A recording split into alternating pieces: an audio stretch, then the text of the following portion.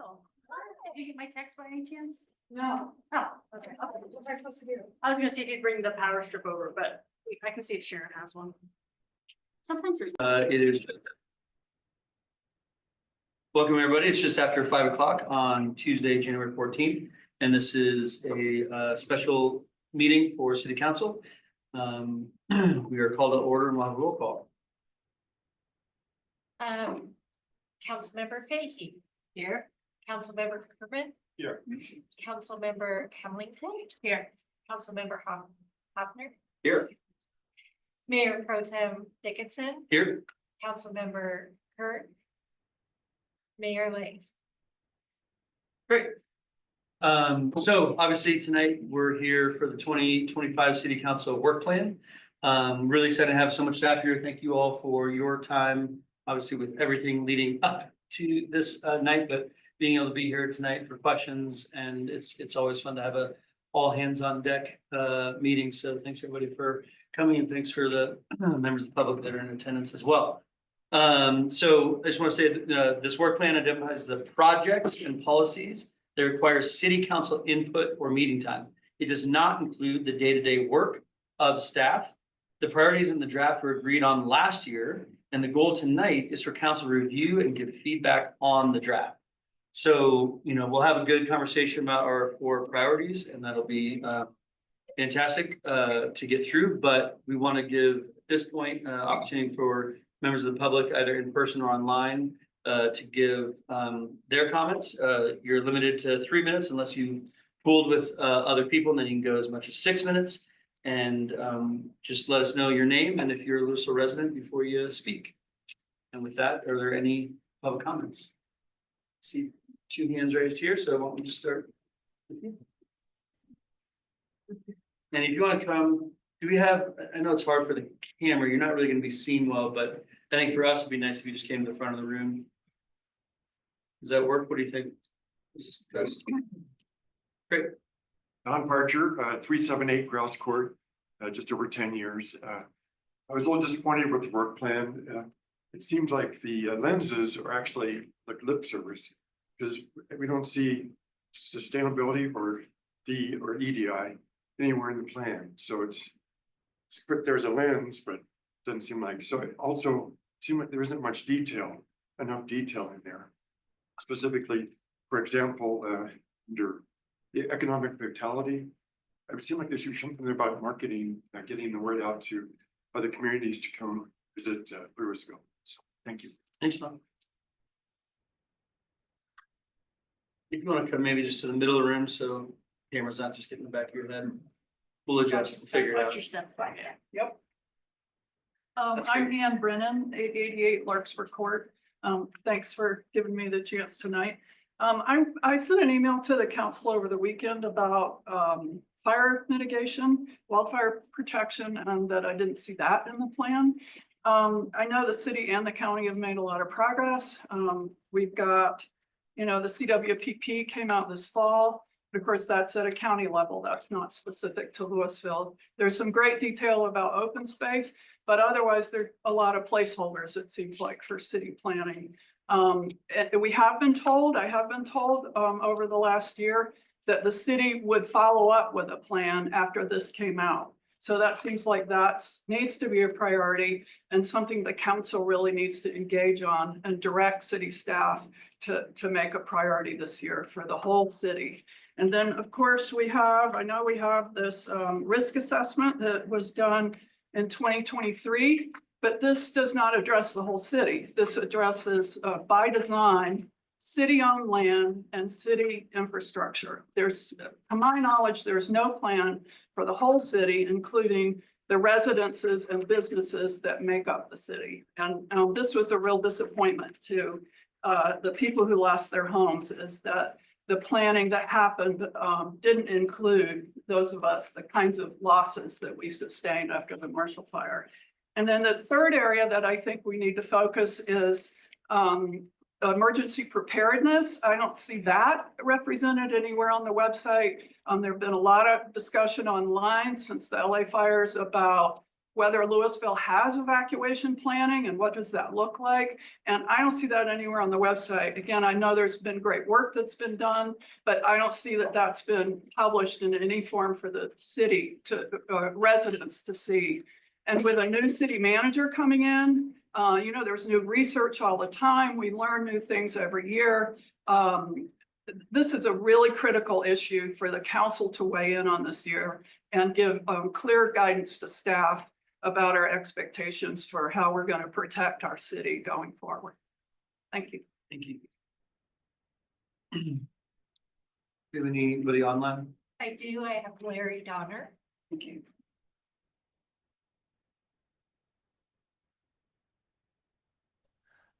Hello, my name's Larry Donner. I live at 1020 Willow Place here in Louisville. First, I want to thank council and staff for the progress you've made in helping make Louisville a safer place to live. I cite the example of the home hardening ordinance recently passed. I truly appreciate the progress we've made. I've read the city work plan to be discussed tonight, and I applaud the continuing emphasis on public safety and core services. However, I would like to warn against complacency. It's not enough to have a written study on wildfire risk. Response plans need to be written and practiced in the field. Basic utilities such as our water system need to be maintained and tested on a regular basis. We cannot assume studies alone will avoid future disasters. We need to plan and mitigate against a repeat of the Marshall Fire. But we need to think beyond fire disasters. For example, we can't assume the train will always stay on the tracks. In short, we need to have and practice disaster responses for any large-scale event that may strike the city. Secondly, we need to turn potential partnerships into real functional partnerships. It isn't enough to have a potential partner regarding the Office of Disaster Management. We need to be an active partner participating in activations and planning for events countywide, including Louisville. It isn't enough to have a potential partnership with our fire department. It's vital to work with the fire department, sharing both expertise and programming around areas of common concern. There's no need to duplicate programs where combined efforts will be more effective. The ongoing disaster in Los Angeles unfortunately serves to underscore my concerns. LA had plans in place, but they lost focus, and now they're paying dearly for their complacency. We can and must avoid a similar loss of focus here in Louisville. Again, thank you for what you've done and for giving me an opportunity to speak.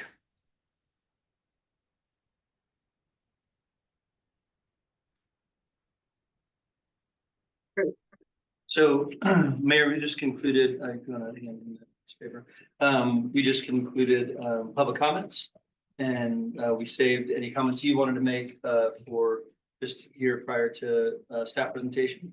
So if you'd like to take over the meeting, you're welcome back. That's where we're at in the process. Mayor. Yeah. We do have another person who raised their hand for public comment.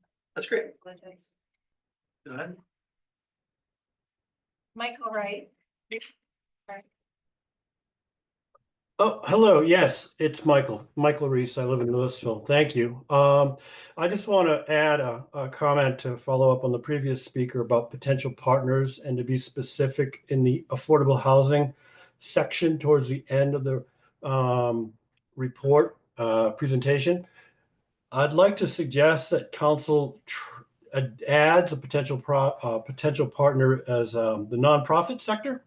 There are a number of nonprofit housing providers working in the affordable housing space, locally, regionally, statewide, even nationally, that could really come to become very important partners in any of the Louisville affordable housing efforts. So I would ask that be.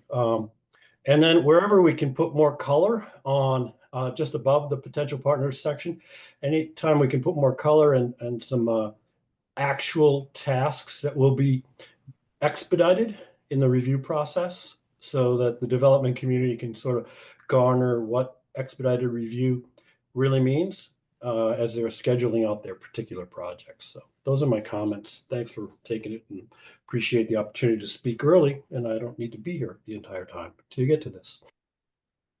Thank you. Thanks a lot.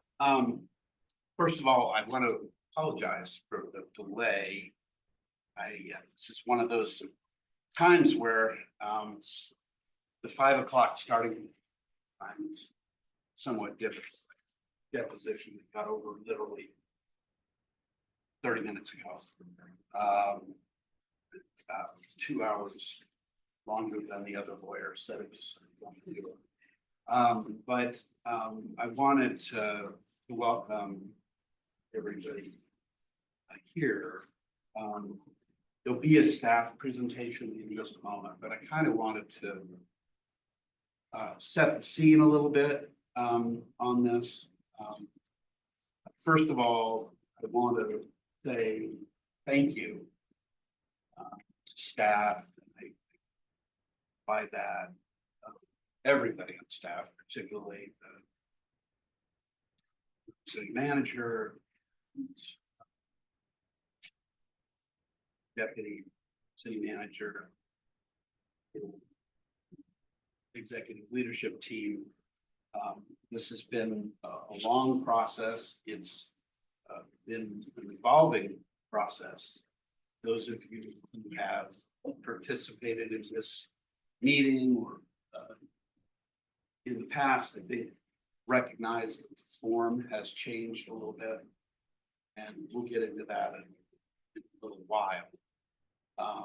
But I want the staff to be able to walk through a little bit of process, and then we can chime in and discuss what the priorities are going to be and other parts of this. The work plan in the past, I've been doing this for a long time, and there are times when it has been followed not so much as a rule, but kind of a breach. You know, there have been a couple members of council who tried to hold us to it. Council has veered off the course of it. I think good news about this particular process is there's been a lot of thoughtful consideration, both by staff and I think by council members who have been involved, helping guide, have input in that process, so that we have a good, strong draft to manage that we can use for a whole variety of purposes and get into this. Just why don't I start with what we put staff in, and I can say Great, well, thank you for that introduction. As you all know, I'm Sam Fox, I'm your interim city manager. Tonight, we have our whole executive leadership team here. As I think everyone knows, nothing happens in a vacuum. It takes a lot of people to have the city function. And so this team has been really vital as they were in the budget process to helping flesh out the council. Mayor, do you want to talk a little bit about this slide? yeah. We had a meeting back in July, as I know council members remember, and so probably the public who were involved in it, to preliminarily discuss the work plan. There are parts of it that we were able to flesh out. A lot of it, we were able to flesh out all the very general terms. I'm looking forward to discussion tonight. I think all the council members are interested in that too. The work plan reflecting council work only. We've had discussions in the past about, well, wait a second, aren't core services part of the council priorities? Well, of course they are. That's why we call them core services. But they happen whether, well, we intend that they happen, regardless of any of the other priorities that we have, and didn't feel necessary to necessarily, to include those so directly. So you can assume that we have covered that. Even as we're talking about the rest of the work plan. Certainly the council work plan is designed, should be achievable. I think it's important, even before it's achievable, to try our very best to be as specific as it needs to be, but not more so. By that, I mean that we need to be clear about what policies are of priorities for this year. Those need to be articulated well, and that hasn't always been the case in the past few years. I'm not singling anybody out. It's just sort of an evolutionary process. I think we do better now than we did. That's important. Why? And then achievable as well. I think why is that all important? Part of the disconnect that we have sometimes had is disconnect between the council and its boards and commissions. Sometimes we have disconnect between council and staff, but I think we've kind of got staff covered because I think that's been an important part of this, but I think boards and commissions have been confused at times. So we really need to make sure that we are clear, because our priorities are going to be the ones that we will expect the boards and commissions be followed. So that it's not confusing for them and they're not veering off into the stratosphere without having some additional conversation, staff and council approval, input. And the other thing which is important is this business of alignment.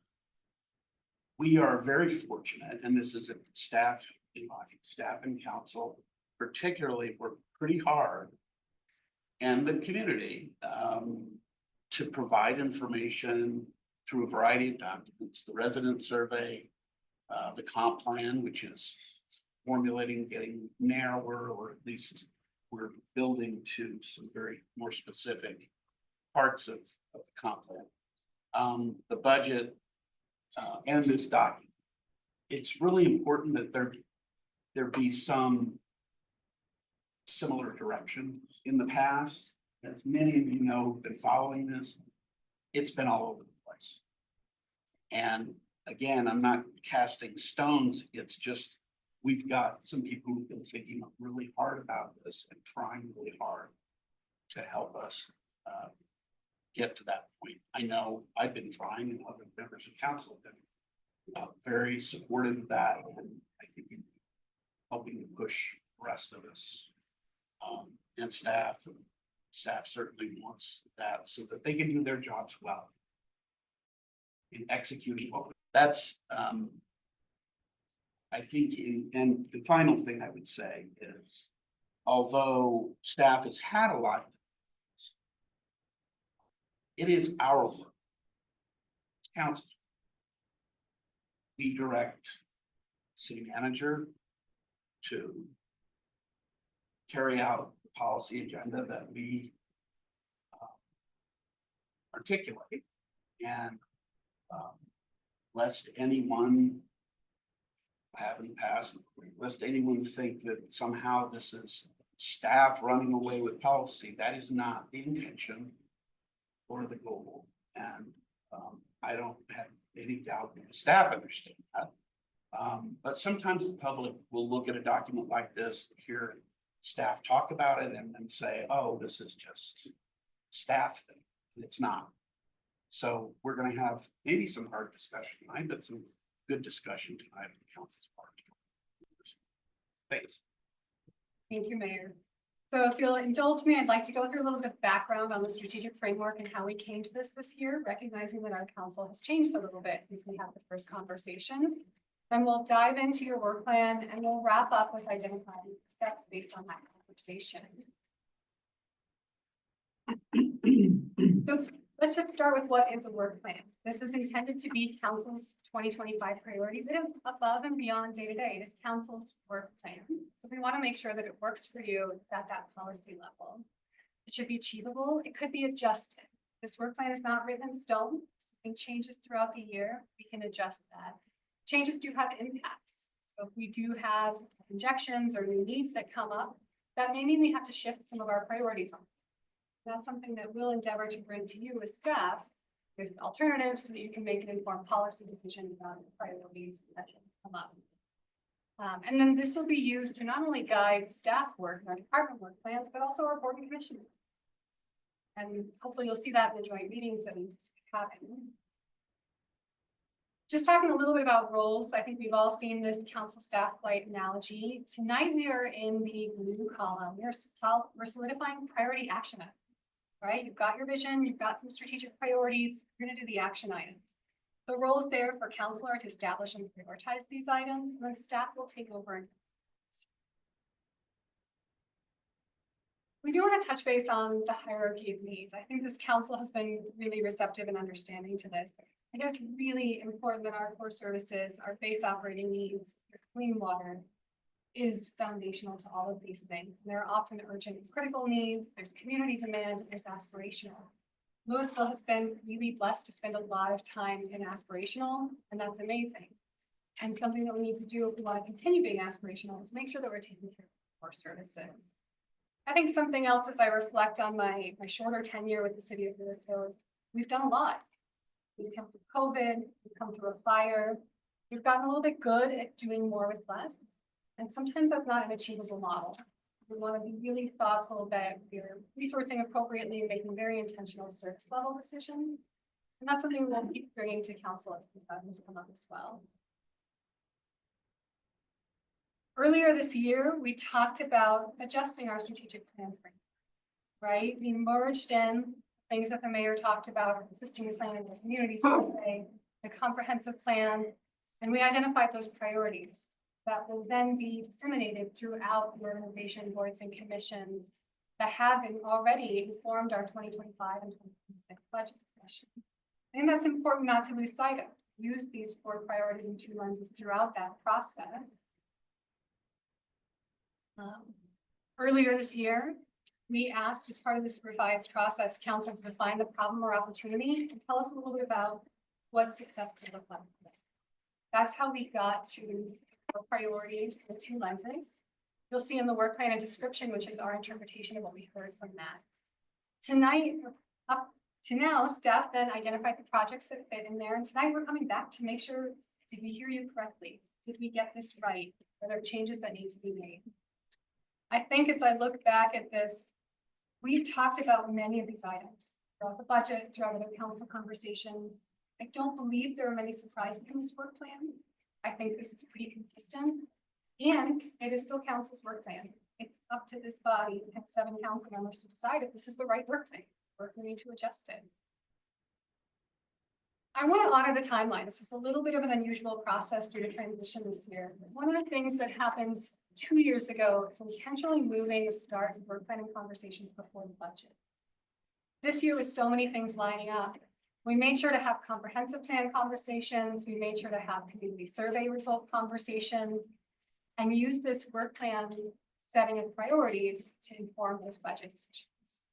So today we are at a draft work plan based on our July conversation, priorities we used throughout the budget. And that's a longer gap than we had originally anticipated.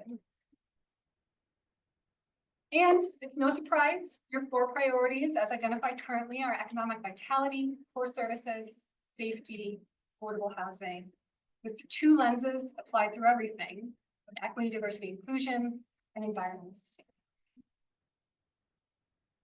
With that, I'm going to dig into the work plan. I'll do a little bit of framing and giving us an opportunity for how we can guide this conversation together. I'll do an introduction of each of the 4 priorities, and then I'll turn it over to the council to have discussion.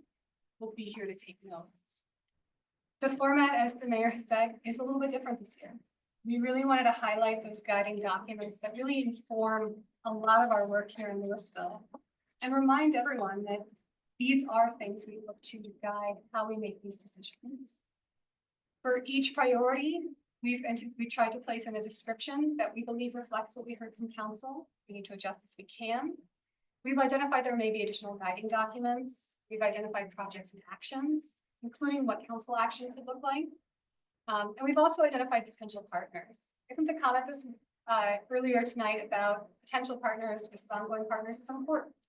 These potential partners listed are already partners in many ways for the city. We've just identified them for additional potential partnerships throughout this. I do want to highlight our guiding documents. First and foremost, we have our charter as a homeland municipality. We'll always be looking to that. We have our code. We have our adopted 25 and 26 budget. We have our community survey, which we do every 4 years. We're fortunate to do in 2024, and our comprehensive plan. And when our 2025 comprehensive plan is adopted, we'll move to that. I know you've already seen the slide again. It's not an accident. I do want to make sure that we take a moment to highlight that we'll go through these priorities, but these lenses are meant to be applied throughout every priority. So as we think about our pavement program, are we applying that equitably throughout the community? Are we doing it in an environmentally sustainable way? I think one of the things that we'll try to work through this year is making sure that in our communications to council, we are highlighting how these lenses are applied so you can understand it.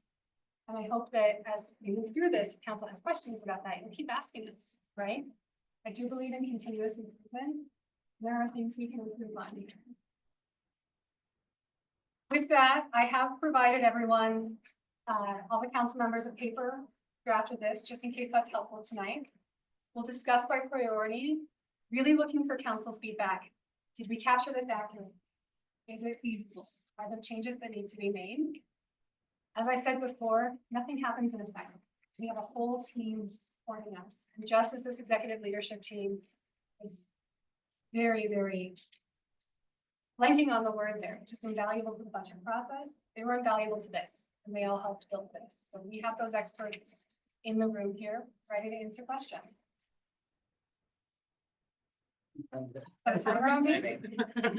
You're done. Well, good. I'm going to move into economic vitality. So I'm going to talk through a little bit of what we've heard for economic vitality and then open this up.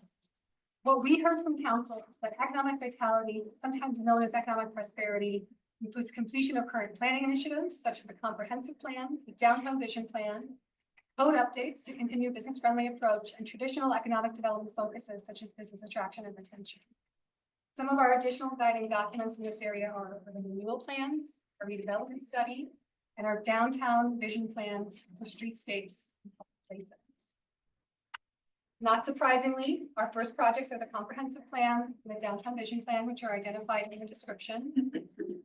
We also believe that the Economic Vitality Committee from Council will likely have some policy recommendations. So we've placed that here. I don't know exactly what those policy recommendations will look like, but we want to have a placeholder for those to rise up to Council and have discussion direction opportunities as appropriate. We've heard from council a desire for some post-2025 comprehensive plan initiatives, including potentially targeted development code amendments and the development code. I'll highlight on this item, this doesn't mean we don't do traditional economic. Our traditional business attraction, business retention, the work we're doing building relationships, those are going to be continuing throughout as a staff item continue to go. Some of our partners that we'll likely work with on this, and we are working with in a lot of ways, are the Louisville Chamber, Downtown Business Association, and the Louisville Revitalization Committee. That I think you've heard enough from me for the moment. I'd like to turn it over to council. Thanks. I want to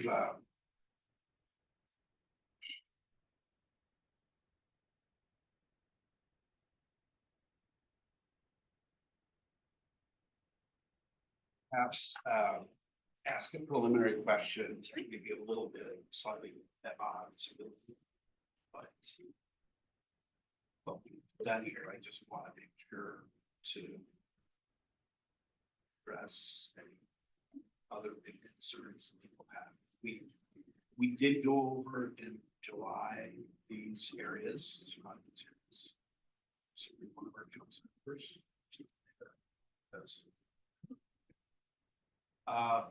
And I don't want to put him on the spot, but I also do want to put the rest of the council on the spot to ensure that for major priorities, I'm not talking about what's in below and sketching that out, but whether those that we have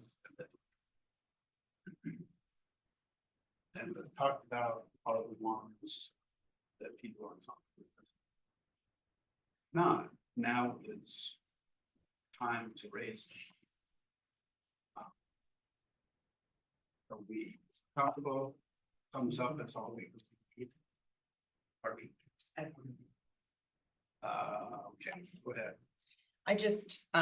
I think we have a bigger issue with housing than specifically targeting affordable housing. It's a lot of different definitions, a lot of different ways, and I think we've heard from our community so far that they're also interested in us pursuing lots of different kinds of housing, not just traditionally what capitally affordable means, which is, low to no workforce housing, middle income housing, the missing middle, if you will, multiple housing, we need like townhouses, we need everything. And I think if we leave this identifying only as affordable housing, this is the directive that goes to staff. This is the directive that the residents think that we're addressing. And I think we are, and we have an obligation to address more than this, the fill-ins. You talk about something like this and now, interesting projects that could come up where maybe we could change some zoning, add a duplex or a triplex, seem like they're not part of our priority, and they really should be part of the council's priority to help make these changes. So I implore you guys to make this a housing priority instead of only an affordable priority, just for the conversation and the additional work that we're going to need to do with staff. I appreciate it. I'm gonna push that discussion to the point when we get to talk about what's on there is affordable housing. I think what we're not really talking about is something other than housing. It's a focus within housing that we're talking about. I don't think it's a fifth category. And I think we can cover it. I mean, I guess what I'd say is hold on. When we get to talking about that part of the work plan, we can flesh that out some. It's more a question of timing. Okay. I want to make sure if there's a completely different priority. In addition to or in place of the work. Yes. Oh, okay. I just wanted to broaden this one. Yeah, no, and you're raising a good point. It's fine. When we get to that, I promise you that we'll cover that. It's good to know. But for the purpose of just covering these 4 main priorities, are folks comfortable with that, or do we need fifth? Something strongly encouraging we don't do one of them, 2 of them. That's what I think. I'm just wondering if in the downtown vision plan for streetscapes and public places, does that include a discussion about closing Main Street?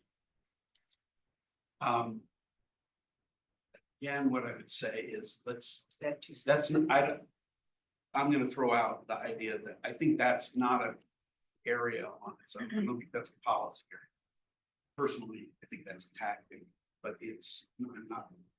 I know there are those who disagree with it, but I'm talking about big priorities that were not captured with you. Yes, Councilman. I'm on board with the priorities that we presented today. And I'll throw in, I also am on board with the 2 lenses that we agree we should view those priorities through. I don't see the need to adjust either the lenses or the 4 priorities in this. others. Yeah. So I have a few comments. For the most part, I don't have any issue with the 4 priorities. But I'm not sure that we should restrict it to just those 4. Just a couple points to make in that sense. So first of all, while I've talked about this a little bit with a few people, but while I certainly agree that EDI, environmental sustainability, should be lenses on everything, I am not satisfied with how those have been applied. So you look at the work plan at the top, it says that those are the lenses, but there is not a single mention of either of them anywhere else in the work plan.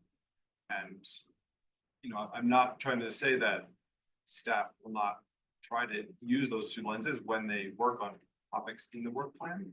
But the fact that those are nowhere to be seen anywhere in the work plan, aside from at the very top, concerns me a lot. And so I feel like to really know that those are being lenses, I need to see something further down in the work plan regarding those, and I could give examples. So I would really prefer that those be elevated to priorities unless we have some more assurances around the big lenses. At the moment, I don't think it's working to have them as lenses. So I would rather elevate them to priorities. So that's a large concern for me. The other, I guess the other main point I would make is, you know, I don't quite understand why we would restrict ourselves to fewer priorities. You know, I would be very happy taking a broad approach and including more things, like historic preservation or the arts, for instance. And, you know, then, you know, you could say, well, which priorities have more priority? And the way that we go about that is, well, what do we actually put in the work plan? If just as, let's say, historic preservation is not top priority, but it's still a priority, well, then there's less in the work plan about historic preservation or about something else. So I don't feel a real need to restrict our priorities.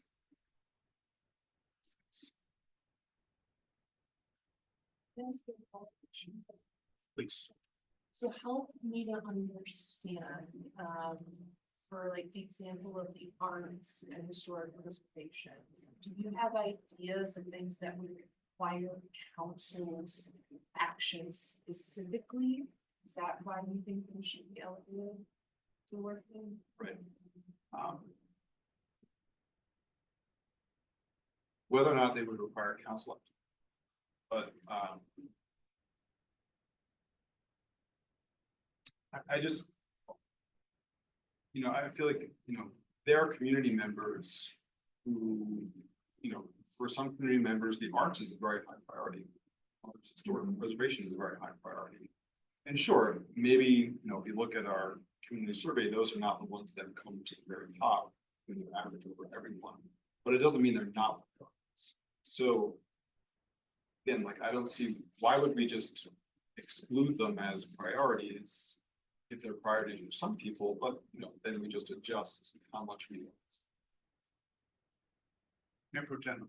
Yeah, I think that maybe what Barbara's alluding to earlier, so let's say we didn't have a historic preservation fund, right? And one of the high priorities this year is we want to do something about historic preservation. And we're going to do a lot of effort to create a historic preservation fund, a historic preservation commission. We're going to really put some time and energy into like figuring out how to better preserve our historic, our history, right? But because those things are already in place, caring about it a lot and wanting it to be something that is successful this year is different than working on it as a policy matter, right? Like as a policy matter, we already have it in place and it is a high priority as far as we have a commission, we have a fund, and we have action and resources for it. So, does it need to rise to this like, and so you might argue that, I might argue that economic vitality is maybe confusing there because like it's a really high priority for us that we are, having a very, strong economy. But how much policy are we gonna do this year? But I think there are some examples that we'll talk about when we get to that one of like actual policy decisions like PAPS or otherwise. And different areas of the town. So I think the idea here is that there are, and we can argue about some of these and like core services and safety, like how many policy decisions are we gonna be making as a council about the safety of our community? And we might, so like Louis codes and things like that, that's a policy decision. So I don't know if we're gonna make new policy decisions on art. But I think if there was a moment like we have got to do something about art in this community, and this is something we want to focus on this year, because it is a major thing, and we want to create a new fund and we want to create a new commission. But again, we have so I think that's the difference, is it's not about what's important to us. Like our budget isn't one of the 4 priorities, right? So it's not about what's important or what we'll spend a lot of time on, but what do we want to focus on from a policy perspective? And I can see in some of these, some potential major policies we'll be dealing with this year that maybe wouldn't happen with those 2 examples. To your other point about the lenses, I concur in some ways that always struggle with this idea of like, is it everywhere or is it nowhere? So if you say it's a lens and EDI is going to be a part of everything we do, that's way more powerful than like working on EDI this year. But are we actually doing? And what are the measurables to say that it is a lens we're actually using and EDI is coming into conversation during economic vitality, core services, safety, and affordable housing? I certainly think it can and should be a part of all those, but if we don't articulate in each of these during the discussion tonight, and maybe that's a good practice, by the time we finish each one of these, did we talk about EDI and did we talk about environmental sustainability? Because if we didn't in any moment, how are we using that lens? But to say again that we're going to do a bunch of policy work on EDI or a bunch of policy work on environmental sustainability, I don't see. I think we have really strong policies there, and I don't know that that's an area of emphasis for policy work in 2025. And you might disagree that there are some policies you want to address, and that could change my opinion of that. But I think it's our job to, as you said, make sure these lenses are being used. I have. One of the things that we're doing, I think follows on very, very. But we've made decisions. That is a very important part of writing documents that we have seen, use. There may be changes to the question. We talked about that already. Adjustments. I told them today. Really like to see those revenue numbers. I bet all of us and should share them when they're available, just to see what we're going to be able to work with and have to do the kind of budget things. So that's an important, I think, constraint for us on the 2 areas that we mentioned in particular. The Mayor Pro Tem said it perfectly. And so I think thing more about that. I think where I might differ slightly, and we'll see how I don't think we need to include projects on everything just to reflect the reason why. I mean, we don't even create projects just to say we did something. I think there will be top places what we do. But the concern I have about that kind of takes me back to earlier discussions. I want to say 2015 that we had about even having sustainability. And had, I think that's, and we were think there was some consternation by some people on council that staff actually got a grant. Get somebody on board. He kind of in tension with whether that was something that council. And one of the reasons, and I won't tell you who it is, very surprised at who it was who was maybe bothered. But that person's view, and they had a lot to do with how institutionalized environmental sustainability has become, is it can't be siloed. Can't be siloed. And because it can't be siloed, it's got to be suffused throughout the organization. I think we're on the road to doing that. But I think from discussions that there are some things that are satisfactory. But I really do think there is a bite. Institutionally, there is a bite to making it clear that it is a part of everything. So, you know, we can, you can agree with me or not about whether you, I think, yes, my question to you is, you know, if these two or one of the two is not a separate priority, is that going to kill the concern that you have? And is that sort of, don't add that as your, what you're trying to do, lost. No, I mean, I'm not dead set on adding priorities. I'm more concerned with the substance that is in the items under the priorities.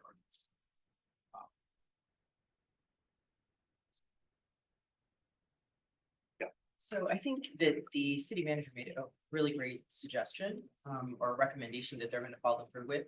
Is they're going to identify for us so that we can see where those focuses were applied to things that come to council.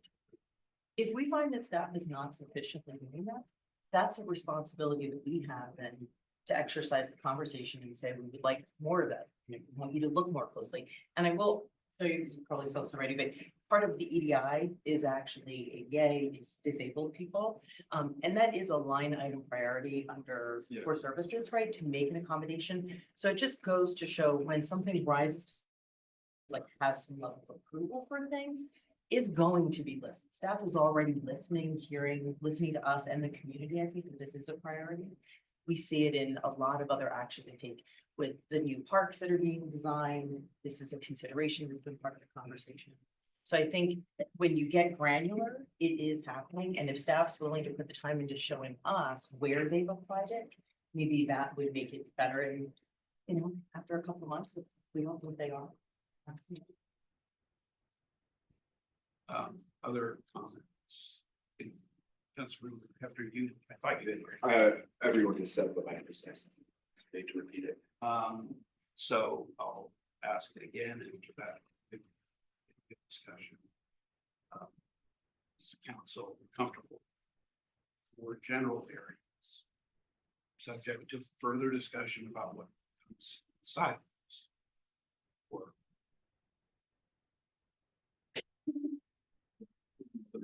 you can raise another question. One more time.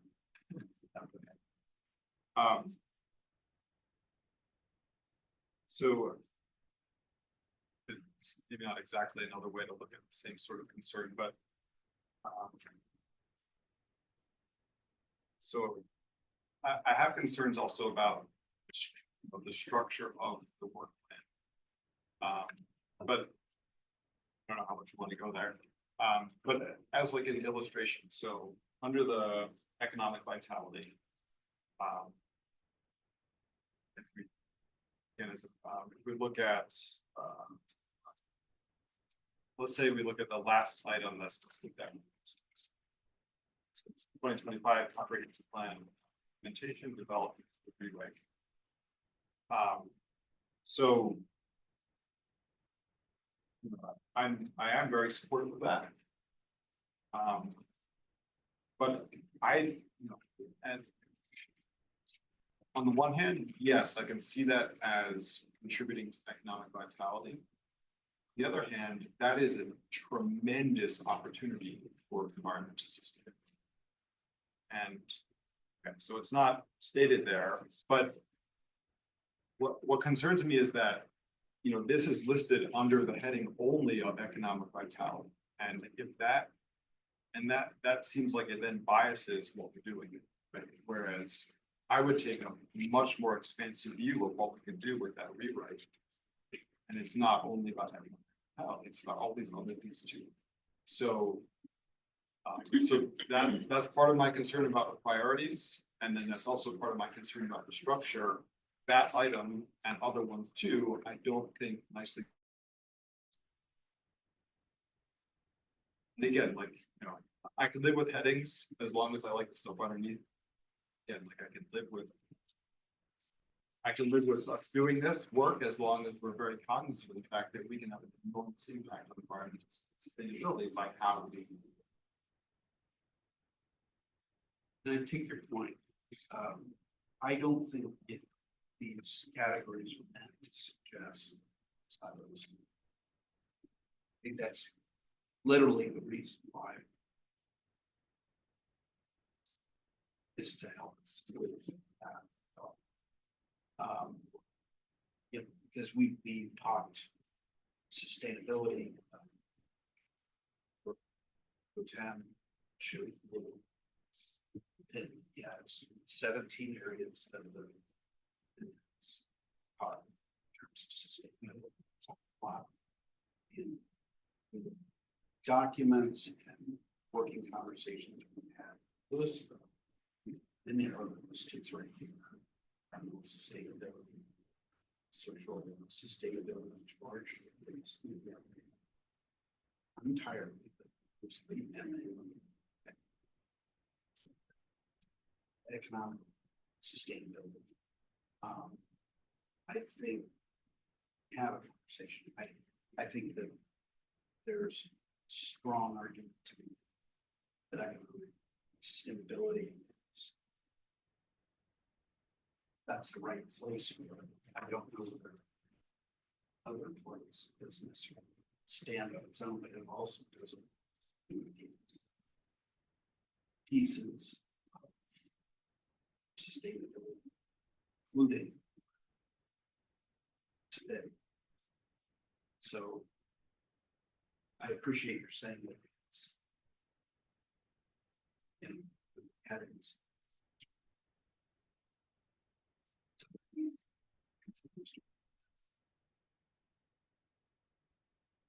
I mean, one other fun. This plan is a number of priorities. I think one of them is seeing shorter list of the priorities is we have to have in the past a giant set of priorities you've got. That's something I think staff would have really good input on as to how that works. It's just sort of, it's really hard. The fact that we've come down and I think means we're going to broaden this. It also is the whole reason raising this issue.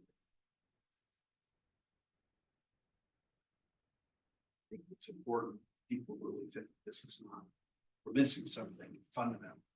And I don't hear that right now. We're sitting there in consensus. Then you can get to work with them. Yeah. Others. Thumbs up. You don't have to.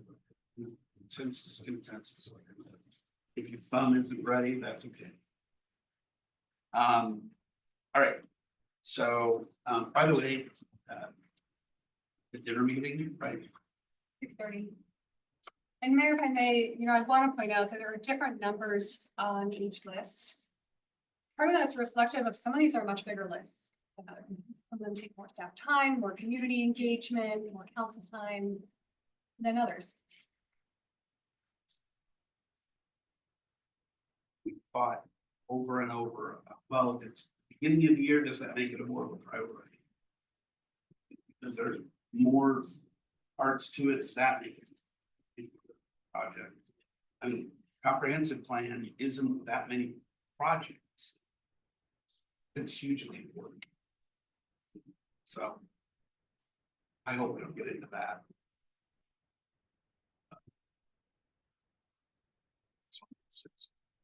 All right, so why don't we start with that? And yes, I'm glad to debate. Talk about whether the items description of council action are consistent with what you want, or different.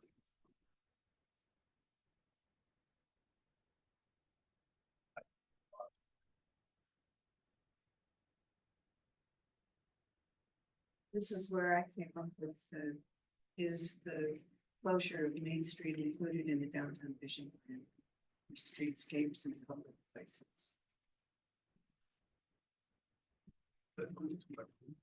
What's your thought? Well, I would like it to be, but also something dealt with quickly because it's coming up on time to do something if we're going to do it this year. And we said last year that we were going to decide in time to do it this year if we decide to do it. So that's a priority for me to get the discussion, have the discussion and figure it out.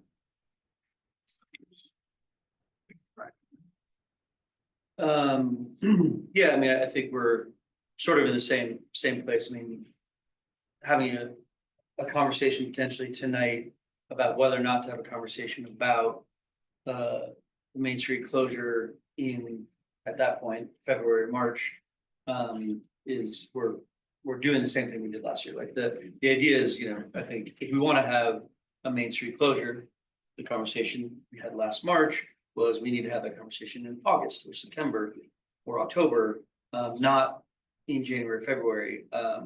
So that does not mean that it doesn't necessarily pop up when we want to talk about it. But I think as far as, a major project, and you all know that I'm generally in support of a Main Street closure, but it doesn't look like we've done the legwork in timing to be having a good conversation. And I feel like we're gonna have the exact same conversation we had last year. I don't understand anything that's changed. So, I mean, the only change is I would be in that conversation this year. But otherwise, and Josh is new to council, so we have two people that weren't in the conversation last year. But I think as far as, adding that, I'm not necessarily, I don't know if that's something that this body has I think it's a perfect conversation we have tonight. But, is that something this body has an appetite for? Regardless of I don't think it actually has really anything to do with the downtown vision plan. And the downtown vision plan is physical, it's structural, it's generational. The closure, so far, all the conversations have been this summer only.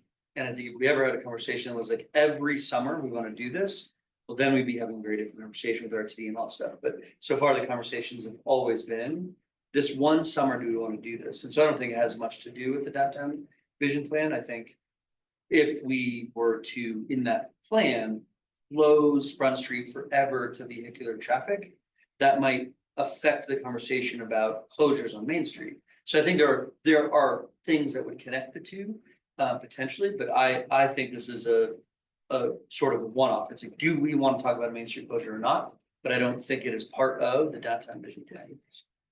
So it would be an extra thing. And necessarily recommended. No. Yeah, I agree with everything that was just said. I also would support finding a way to do it, but I don't think there's been any change in circumstances since we discussed it last. And see no point in adding it back to the work plan unless we think there's four of us who sort of support doing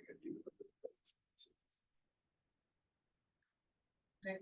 Or did you want to add it to the conversation, not for this summer? But we have to have the conversation this year if you ever want to do it in future summers, Right. practically, right? So that would be, Right. do you just want another whole year to go by before the conversation? Let's add it to the work plan for March of every year. So it's a time not to do it. We could just say no. No, that's a good point, Judy. I think that like, I would love to have a full throated conversation about this in August or September, which is 2025. Right, and so I think that's the right time of year to really have a good in-depth conversation about it. So I kind of sort of stand corrected that I would love to add that as a timely, thoughtful conversation this fall. So potentially that I could support adding that to our 2025 work plan towards the end of the year. I'll just say this, I agree with everything you said except the last piece. I think we spent months on this last year. It is not policy issue. It is a tactic. This year, we did promise that we would look into it. We did. We can formally raise it, have a discussion about it if council choose to. But I agree with you that nothing fundamentally has changed, in particular the RTD piece. And it's not for lack of trying. Staff met with folks from RTD, including the scheduler and a variety of other folks.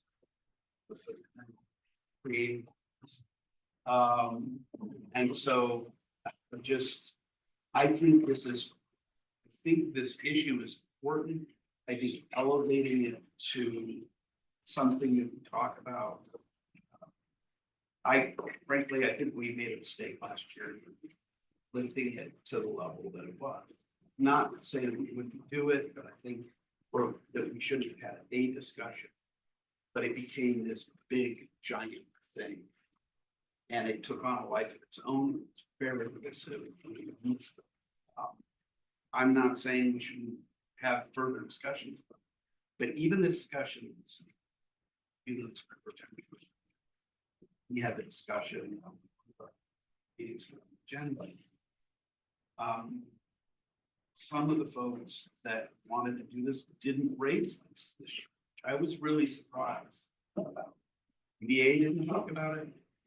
The chamber didn't raise it.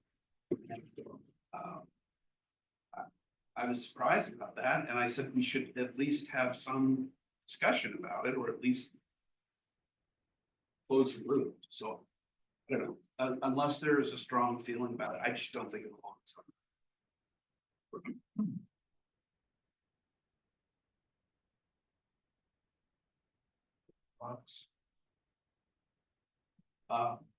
Plus, the vision plan is as it was described.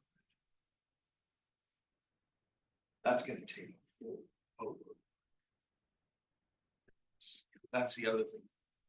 Thinking how much staff time for all of these things. There's the trade-off.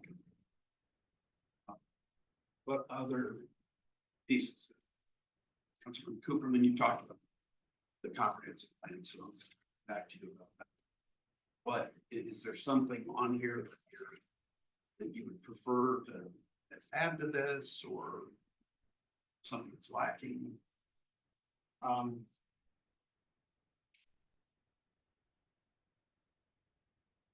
don't think there's something which I wanted to subtract. Yeah, the comprehensive plan is another one of those items which I feel like doesn't fit in this heading. Not that it has no effect on economic vitality, but it's comprehensive. Therefore, for me, it doesn't fit within any of the requirements.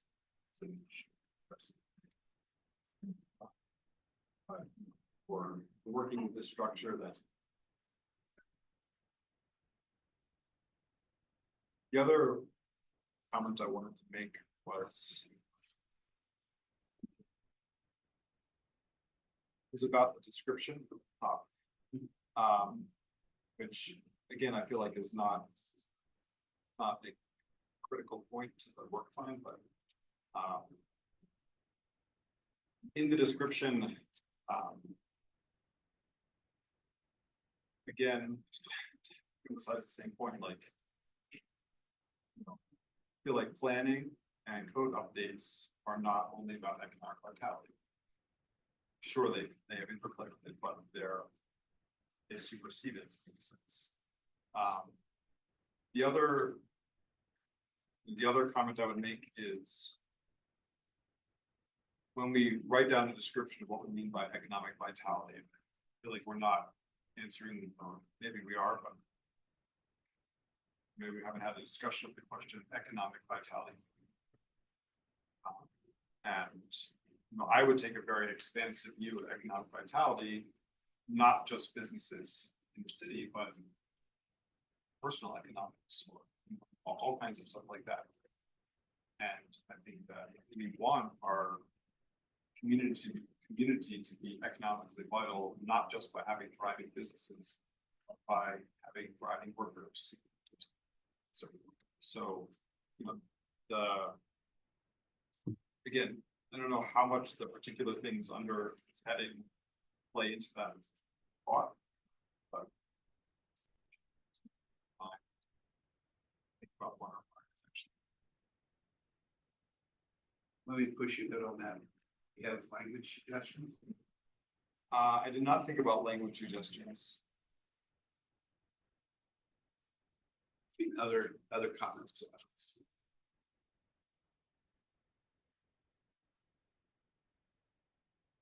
Yeah, I agree to an extent, but actually, I thought your comments were helpful in that they sort of answered themselves. I mean, I do think we need economic vitality in a broad sense, which is one of the reasons why comprehensive plan to me does fit under there, because it's about land use, not just for businesses, but land use for open space and land use for residential and land use for, sort of what's our vision for the city and how do we make the city thrive in the sort of broadest sense. So I mean, I agree it's not conceptually perfect, but it does sort of hold together if you think about economic and sort of the broadest terms of political economy, sort of narrow business tax focused sense. Well, I think it's interesting you brought up individuals, Josh, again, I don't know if there's, trying to think of like, policies for individual economic vitality, that we're gonna be able to affect, but I think what I do think about is like, what is the resident experience, right? So kind of to Dietrich's point right there, it's like, if I can go on a walk and go to a really nice dog park, through an underpass, and then keep walking and go to a great restaurant and stop at a grocery store on my way home. Those are like all things, that's not my personal economic vitality as far as how much wealth I have, but that I can, experience a thriving economy in my community. And I use this term a lot, but that our businesses are also like an amenity to us, right? That if I can, go to Relish and play pickleball and get some groceries there and a coffee at Paul's and then come back home, it's like, that was a really good experience for me. And having all those things. Now, I would say that like affordable housing or attainable housing or less expensive housing plays into, people having more discretionary income to then spend their money on the things in our community and that kind of stuff. And so I think there is interplay with all of it. When I think about what are we going to do this year to bring more economic vitality, it's encouraging businesses to move here with business assistance programs. It's encouraging businesses to move here potentially with a CHIPS designation for some of our, commercial areas to help them, get more money from the state when they want to come here, which brings people here, which brings, a lot. So it piles on itself. But so I think, my comments on what's in here is I think the comp plan is incredibly important for what's commercial, what's residential, we're bringing more rooftops to certain areas, like that all matters a lot. The downtown vision plan is a huge economic issue for the downtown area. Generally speaking, our BAT program, and as I said, the CHIPS program, which might come through the EBC here this year, I think are absolutely policy decisions that will really, help. And then, so I think these are the right things. I don't know that we're not trying to get tonight into the weeds of specifically like the CHIPS program. Like, how do we feel about that? That's not what we're doing. But we know that the EBC is bringing things forward, and that's important. And we're going to have opportunities for policy decisions there. And the comp plan is going to create opportunities for us to make code decisions and land use decisions that could affect the economic vitality of our community, right? So I think these are the right things. I don't know that I have a project that isn't being mentioned, so I appreciate you bringing up the concept of a project could be a Main Street closure. If you just rewind 5 years, thinking about like, gosh, if we did a Main Street closure, what would that do? You know, like, that could absolutely be a project, right? That we wanted to take on this year to bring some more economic vitality to our downtown. So I think that's a good example of something I could see sort of adding to the list in the fall. But otherwise, I like this list a lot. I think I support this. I don't actually have my own personal tweaks or changes on this item, this priority. I think it's well articulated and I support it. Excited to see some of these come to fruition this year. Other.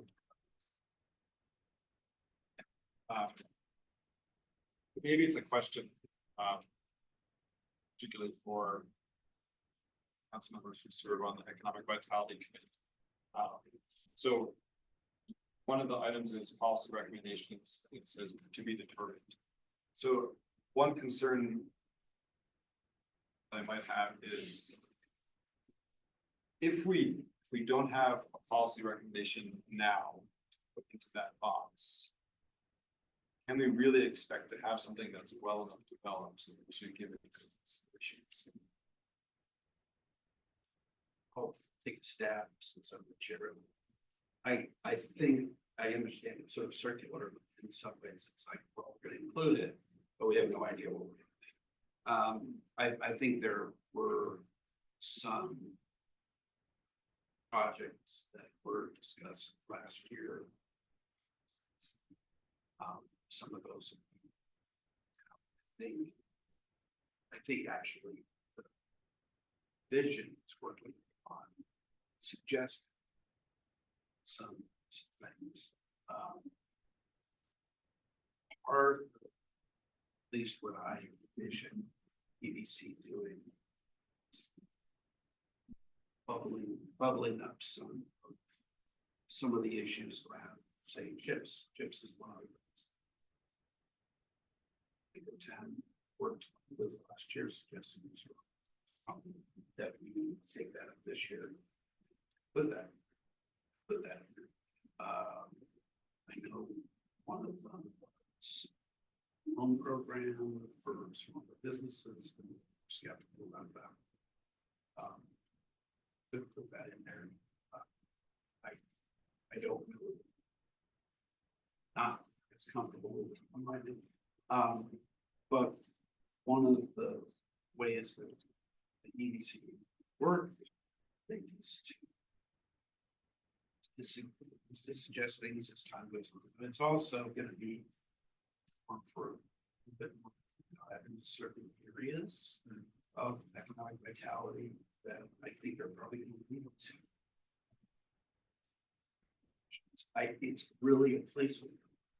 And I get why you might be concerned about leaving the placeholder. And we're not doing one for the other committee. We're not doing the finance set of recommendations. I don't have any problem. Don't speak for my members. I don't have any problem leaving it out if you're uncomfortable with including it. I just think it's going to be one of those things that we'll do. I mean, we can remove it, but we're still gonna do it. So leaving it here as a placeholder basically lets you know and staff know that this is a priority and it is important. So to leave a little bit of room and time, a lot of it is time, right? That we can be as a collective group, not just 3 members of having the final discussion. I might be a little softer about that, only because it's a council committee. That means it answers council. The idea is that it's open things up. I think finance committee, for example, does something. Like changes to but they're a little bit more. Committee's been around for since vitality has them. So Anyway. Other comments about leaving in, taking it out, adding more detail? Councilman Ramsey. I like it, and I'll just mention one thing that I'd be interested in someone taking up, whether it's that committee or elsewhere, is in reviewing the city manager applications, a lot of folks mentioned branding, which is a term I used to hate and have come to tolerate, and recognize it's actually important. And, you know, we may be overdue for that. I'm sure it would be interesting to get a perspective. Great. And I'm all for having that. And I think if there are others that council would like us to put on there. For example, absolutely want a loan program to small business. That's a good one to include. I think the CHIPS program, I think that's a good one to put in. We've already, I think we have there's some, I don't want to say council consensus around it, we've talked about it a little bit. So, you know, strikes, and it doesn't mean that these are things that the council can approve. It is making recommendations. Those couple things I've got other comments for other. But any other thoughts about? I'll see. The Economic Vitality Committee has also been pretty involved and active in business meetings, getting to know the business owners and helping them to get to know us and what we can and can't offer. We were also pretty involved, I would say, with getting the latest VAP process approved and set up. So I think the EBC as a committee is functional and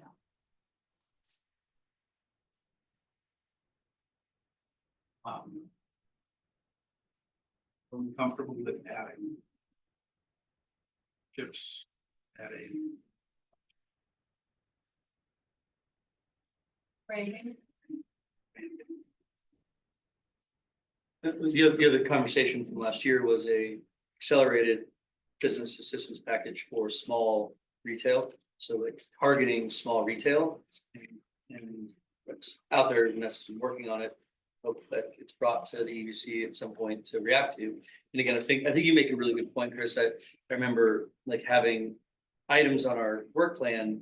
It was like, well, sure, I'm willing to talk about that in 2025.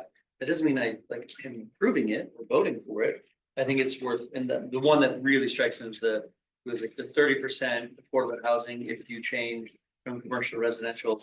Do we want to talk about this here? And I'm like, yeah, I totally disagree about that, but I'd love to have a conversation about it. And I think that's an important conversation. And then when we got to the topic, it's like, you said why did you want it on the work plan if you didn't agree with it? Like, I never agreed with it. I thought it was a good thing for us to talk about and work on. And I would like a different number, I'd like a different strategy. So it's not that we are saying we will approve it. Well, then we don't even need like just bring it on a memo and we're done.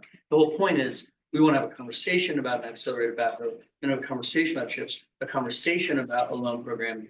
It doesn't mean we're going to approve it. No one's saying, I think we should approve a loan program tonight. It's do we want that to come to us? And do we want council to be having or EDC having a conversation about it? Great. I mean, and anything else you guys are going to talk about, that's great. Bring it to us.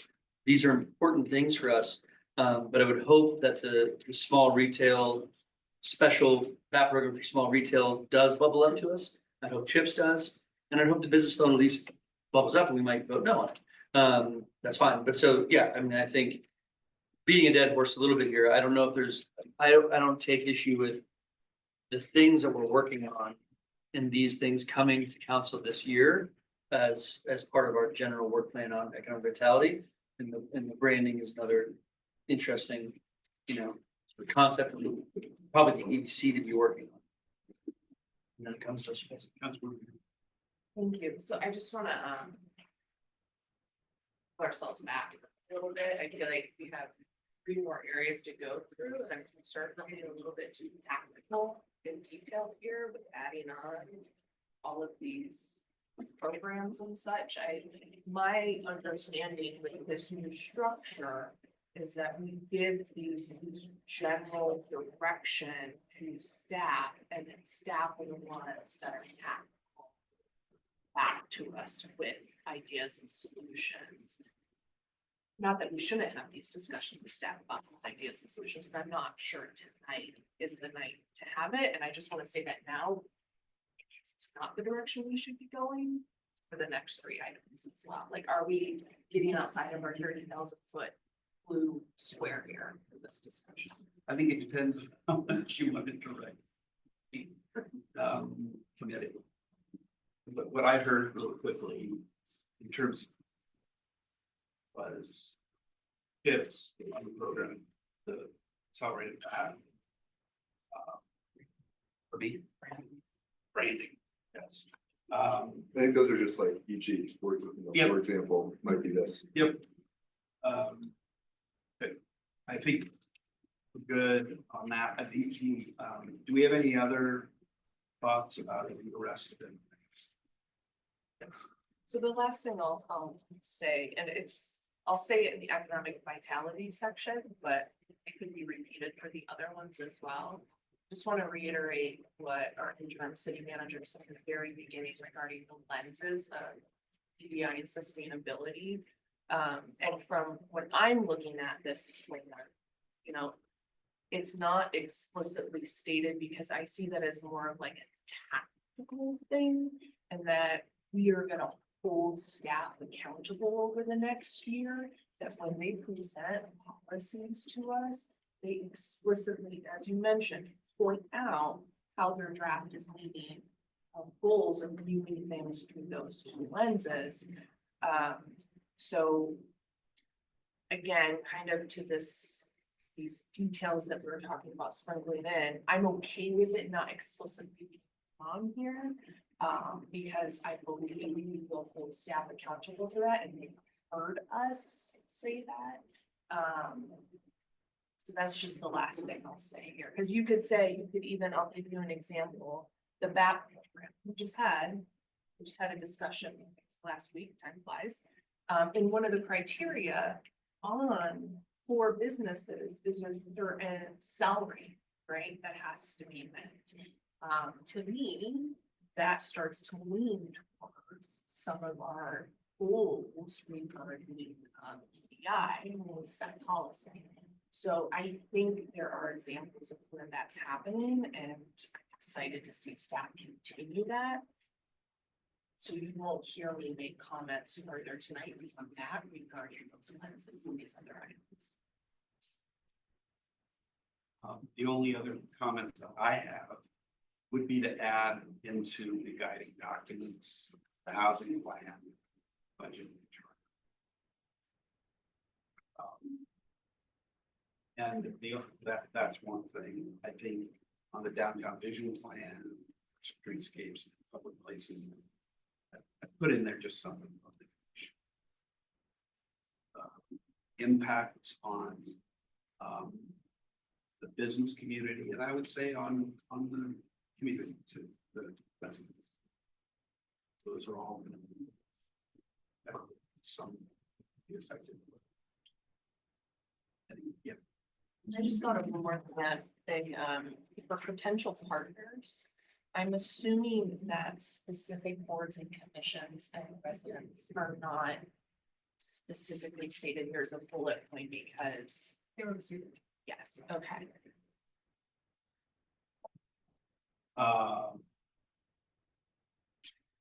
Should we do dinner? I think it might be good. The gun things on that, it's not a small one, and I misspoke before because I kind of barreled through for services.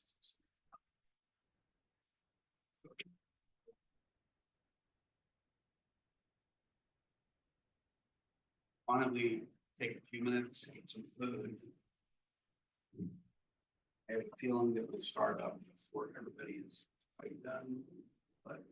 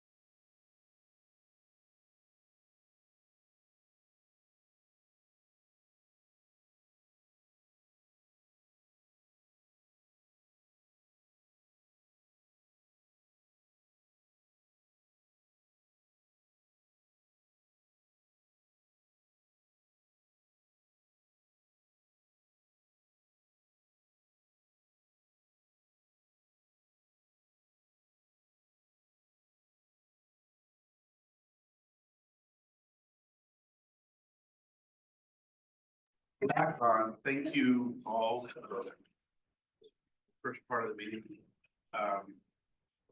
The next piece we've got is they start say for services. Who would like to give us comments that I can start? Yeah.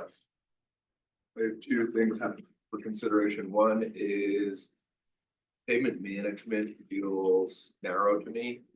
And I'd love to see us expand that into transportation generally.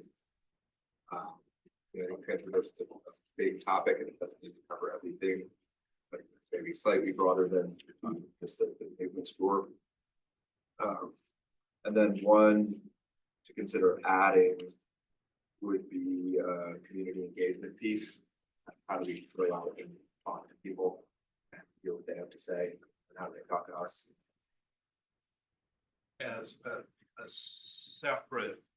As a, I mean, I know this is a long list, which is why I'm saying it's for consideration, but as a separate item after supplemental your budget.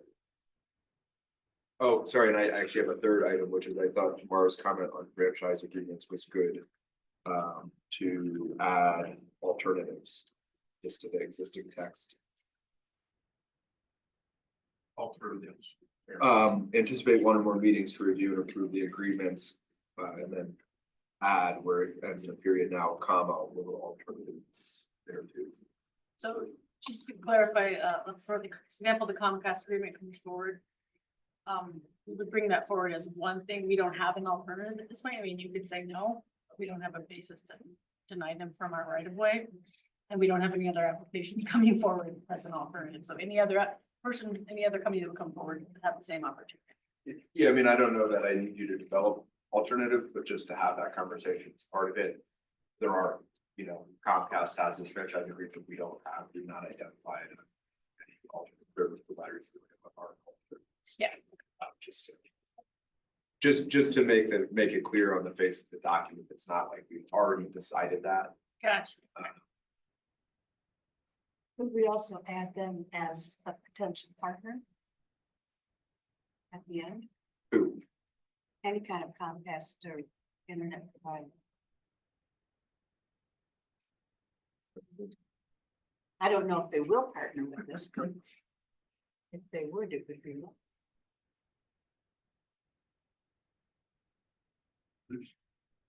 Any other comments around that? Maybe one question around the franchise agreements. The Excel one is not due till 2027. Do we actually expect any work to begin this year? I mean, maybe some very early work will start on it, but nothing that would come to you at this point. We need it in there. I think that's up to council. We can take it out and make sure we have it. Make sure it's still on our radar. Doesn't do that.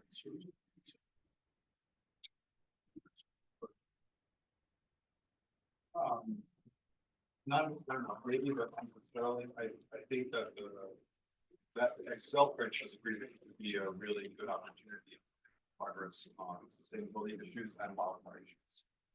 So I don't know if that has to happen yet. I think that's probably a 2026 leading into 2027. Maybe a thought or question for teacher. In the safety part of the work plan, there's some stuff around sanitation. Those your idea interacting with those items, but otherwise I'm also supportive of the idea of expanding. Yeah, I think of them as related, but different items. Like this one I think of is like, how are we taking care of improving, expanding our support infrastructure? I think the safety one is truly being, we have issues with kids on bikes being hit by cars, we have issues with cars hitting each other, and so on. But sort of how are we addressing those? And I think the overlap is there's some infrastructure pieces that are overlapped. Like what we do with payment management and probably impacts the safety piece, but it depends. Separate. Coming back to your point about transportation, we do have transportation.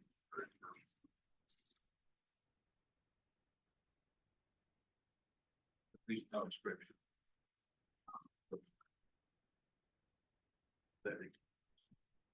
Yeah, I mean, I read that as a study session, not as an action item.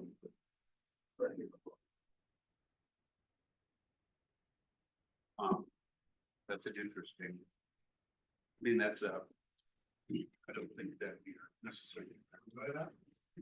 I think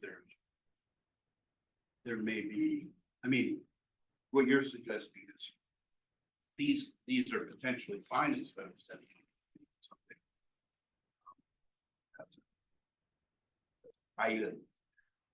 Actually, I tend to agree with that because there are issues.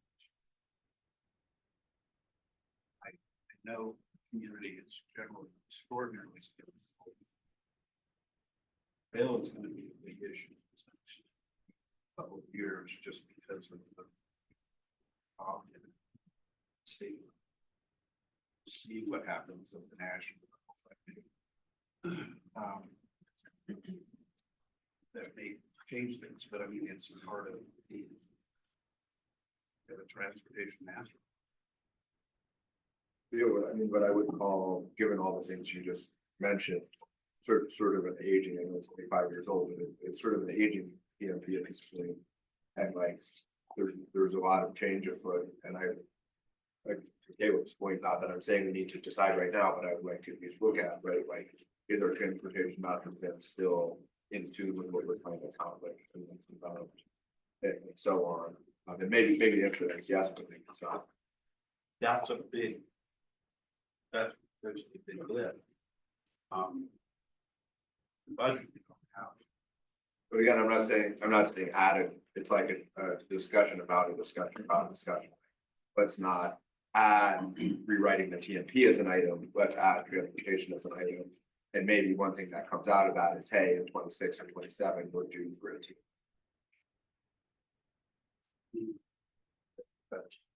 About that. So I think it's a good idea, and I think part of it is we're talking about the wildfire risk assessment as a guiding document. I mean, I was planning to discuss it more under the safety piece of this, as far as creating an actual citywide, almost like the countywide wildfire protection plan. We actually have a city plan, and a big component of that is going to be understanding. Although I understand with like Office of Disaster Management, Boulder County, and our police department, we don't publicly divulge like where police officers are going to be when there is an emergency. All of the evacuation routes may not be specifically identified, but the police department and the fire department are aware of them. I think that needs to be part of this when we're talking about the transportation, because if we are doing things, for an example, where we're limiting access to the roads, and we're contemplating making it more restrictive for vehicles, which limits evacuation ability. And I think that needs to be a really major thought process in core services, is making sure our residents know like where to go, how to go. Are there multiple ways in and out of neighborhoods if there is an emergency and a big evacuation? I mean, we saw in California that people got out of their cars. They were being pushed by bulldozers because there was nowhere to go. That should not happen here in Louisville. We had some problems on Via before. We had some Washington Avenue, and that needs to be, I think, addressed from a safety perspective, but also with transportation, because we need to make sure that we have the access on the roads, that we know what we're going to be doing. I agree with you conceptually. I don't think it belongs. I think that belongs in safety. I think I would prefer, at least myself, to expand the notion of traffic safety or preparedness or something to include that. I mean, again, I don't want transportation is a big thing. We had a discussion about the comp plan. It's a big thing. It covers a lot of different. Does the comp plan have effects on safety? Sure. But the fact that it has implications for safety doesn't mean we can't put it in one place. It doesn't mean that we can't put it in a couple of places. I think I'm hearing Councilmember after talking about it's, you're talking about maybe a little more of the kind of TMP stuff as opposed to preparedness, transportation routes out of the city. But I don't know. Yeah, I mean, that is what I'm talking about, although I, until I sort of dive into the details that we're not doing. If we decided to do a new TMP, we want that to cover disaster evacuation in a way that it didn't cover in 2019 when we were really thinking about that the same way. But my point here isn't like, oh, I have a specific project I think we want to take up in 2025. I think it's, we've had the pavement management conversation before, we'll have it again, regardless of whether it's on this work plan. And I think it would be good to have a conversation too about sort of what are our transportation priorities in terms of rail, in terms of multimodal, in terms of sort of regional connections, in terms of disasters. And what are we trying to do on that? And it may be TMP, it may be something else. Yeah. And again, I don't want to rewrite this too much, but you're talking about the pavement management piece as being kind of one part of transportation. Yeah. Okay. And I guess it's not getting rid of it. It's just kind of. No, I mean, I think we need to, that's an important thing. The reason one of the reasons I bring it up is just pavement management is such a huge pile of money. That I would like that conversation to at least include some consideration of what are all the other transportation related topics we have that we need to spend money on, and how does this stack up against those? And if we decide to go to a pavement score of 78, what does it mean for multi-level, for example? Again, not to prejudge anything, but just there are trade-offs, and pavement's very expensive. As an editorial comment, I would note that's a good comment. It's like your time on community solutions. That's right. True. I actually would be interested in staff response to that. Because part of the problem in Louisville is we don't have somebody dedicated to transportation. There's a lot of things we don't have dedicated staff to. I don't know that. I mean, that itself is sort of a question. Interest, but So I did think- that affect your? I think what I'm hearing, let me just confirm if that's correct, is an interest in having not only a building the foundation conversation about transportation, but a conversation about our larger transportation priorities, goals that could potentially lead to a discussion direction where council could say in future years, we want you to do more concerted committees. Is that accurate?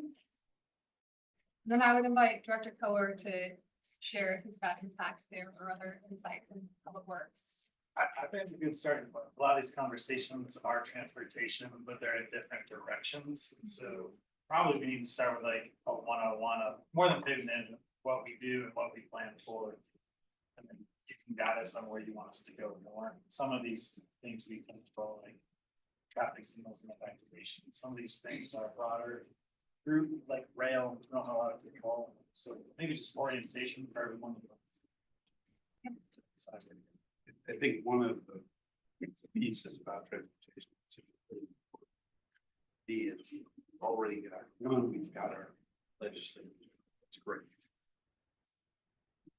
But one of the main focuses is every year the Northwest county commissioners Washington DC. Always. It would be nice to have that conversation. Have a conversation. Well, good point. Thank you. Other things, yes. One thing, I don't know, it will come under the website or, under maybe transportation. And that's evacuation opportunities. Because had a conversation with our police and fire chiefs, they both mentioned the fact that during an evacuation, you are free to go drive down a walking path or, go up on the median if necessary, whatever is necessary to evacuate. But I had no idea that I was supposed to do that during the evacuation. I was on the street and following the street laws and doing what I was supposed to be doing. So maybe some information about the allowances that are available during the evacuation as part of our wildlife or wildfire plan or information packet. And I think we're gonna get there. I'm hearing a number of places. And talked about that earlier. Let's bracket that. Okay. I don't have time to capture, we'll capture things. Other pieces.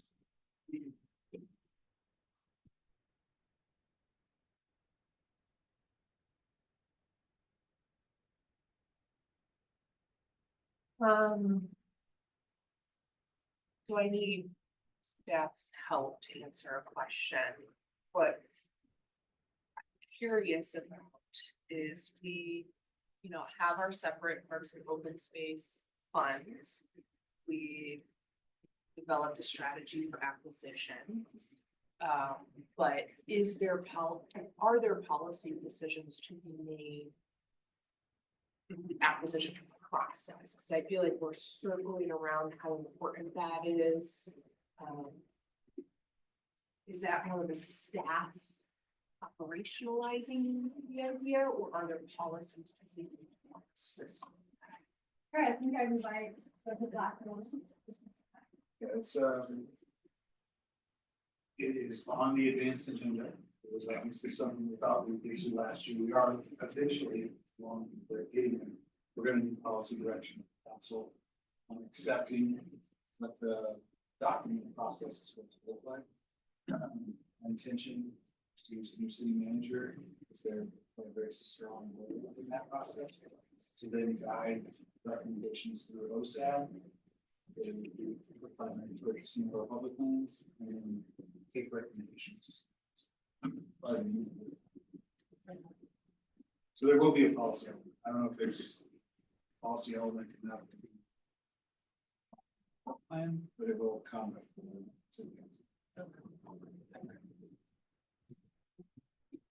I am not certain if it's enough to be put on the work plan. It sounds like it's in the works, but I just want to bring it to the table. Consideration. I don't know if others. Give a suggestion on that document. Might make it clearer.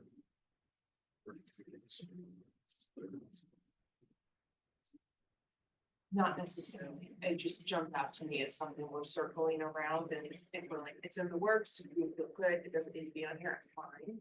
If the team says we need it on there, I'm with that too. I just needed to discuss it.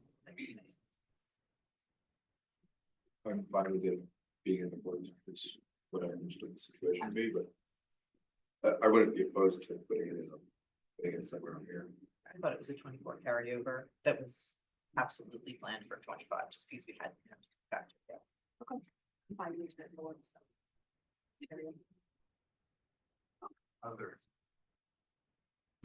Other items.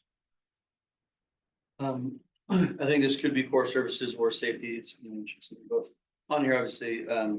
But I know we've had some conversations. I don't know that I think it belongs with this list is just, potential cell phone tower, conversations around, it is certainly a core service to, in this day and age, to have your phone work at all times in all places. But then again, for safety issues, so I'm aware that fits better, and I know we don't have total control over it. But there's a conversation we had on how big of a topic it is for us. And, I don't think that it's a lot of council time, and it may not even be that much staff time, it's more just like. Also, it could just be information like, yeah, no, that's neat, and we'll let you know if anyone ever wants to build a tower here. But like, as opposed to us budgeting some sort of like $1 million tower project ourselves, right? So I need more information about that, but I think that's something that we have heard about certainly this week in general, that is a core service and a safety issue. I was gonna mention that part of safety. I think at bottom, it's a safety issue. I think there's obviously plenty of other, there's economic vitality, there's a lot of things that might build off that, but I think I would prefer to think of it that way, but I think it should stand on its own. Safety. I think that. You might have more legs as a safety issue than as a. That's part of the reason. I think the other part of it is it shares some aspects, I suppose, for service. But we're not providing that service as part of our.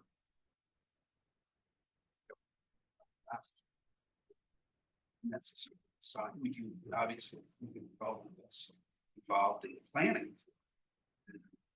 But I think they're not going to necessarily solve that. So, 6 of one, half a dozen of another, but I think it'll be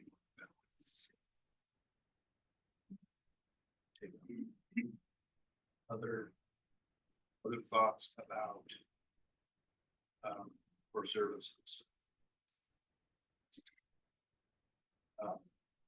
Do we? So 2 small questions. So first, I've been building the foundation. The staff have particular season line for the technology or the facilities exceptions. Both of those are intended to be as general reviews. We have a lot of facilities. We are budgeting at the seams a little bit from staffing. We have things coming up from development intentions. Technology is also something that we need to upgrade with times. We need to be thoughtful of capital investment into, and a little bit of a one-on-one over citywide technology. I think would be helpful to have in advance of budget conversations and future years. There's an gorilla in there, which is AI. I don't know whether that's something. I would bet that it involves council direction on some things, and I bet that it involves a lot of staff interaction. But it's something I know that the mayors are talking a lot about. Zoom at some point. Some of that will level up to us if we need making decisions about. But it could be vulnerabilities, it could be opportunities, it could be economic vitality. For all of. I will add, we do have cybersecurity in the safety area. That is an important component for us. And then we are always looking to enhance. It's just a baseline of something we're doing, and AI will be a conversation with.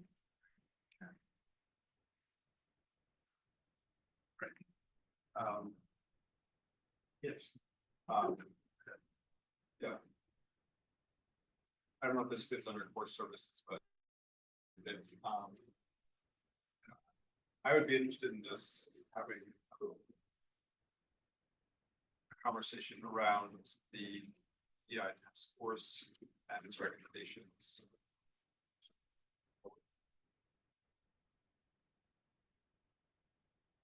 Anywhere that I put it under core services. I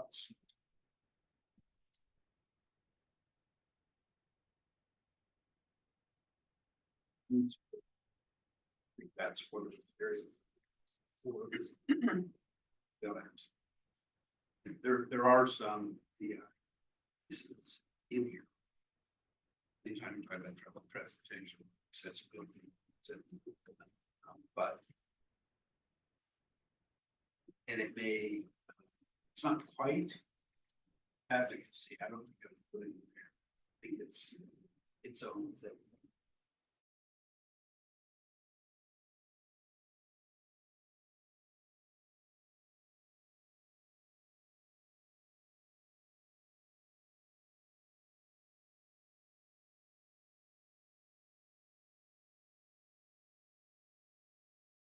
I think it has to like fit in one of these, but it's more like, they also, can we talk about that this year? You know, so if you want to try to like squeeze it in here so that it's in our top 4 priorities, I'm fine with that, but I don't know that it needs to like fit in safety or economic vitality, or, you know, it's like, it's just a thing that I support as well, but I don't, you know how that lands for staff to hold that as something that we're interested in without it being in these 4. I think for me, it'd be helpful to know what the goal is and intention is for the MEAC task force conversation. Are you looking for an update on what the plan was and where things are? Is there something different that you're looking for? That would be helpful to know kind of where it could be. Yeah, go ahead. Sure.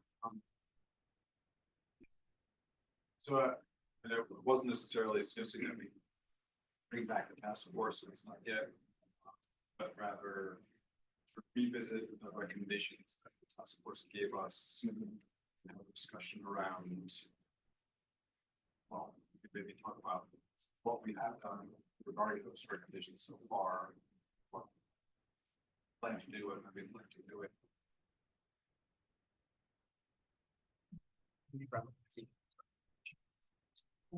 Continued relevancy, some of those recommendations also needs to be, so.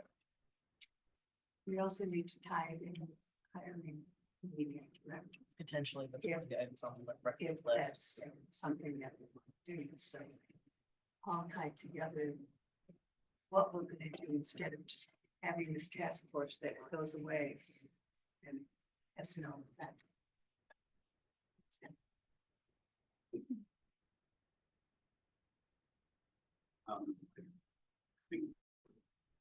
Can I recap the changes I've heard for services? Okay. Actually, I don't think we're done. Oh, sorry. Are there others? Okay. I'm a little. I can live with having advocacy as being for service. Yes. I mean, a lot of this that you're listing there, at least in terms of description, is related to transportation. I think, I don't know whether. Yes, it just sounds like which of these things is not quite like the other. Sesame Street speak. But I think that's Sesame Street. But the advocacy just sounded a bit of an odd one. I think there's advocacy in the other groups, but it kind of closely. I don't know, I think it's closely aligned with communications more generally. There are already some pretty important communications. You could put under as an item, suggest communications, you could put the website under there. You could put advocacy under there. Just general story, city there. That's just a thought. It might consolidate some of these different categories. Is that something council would like to do, would like to see? I think it focuses us on communications as a core service, which frankly, I think it would.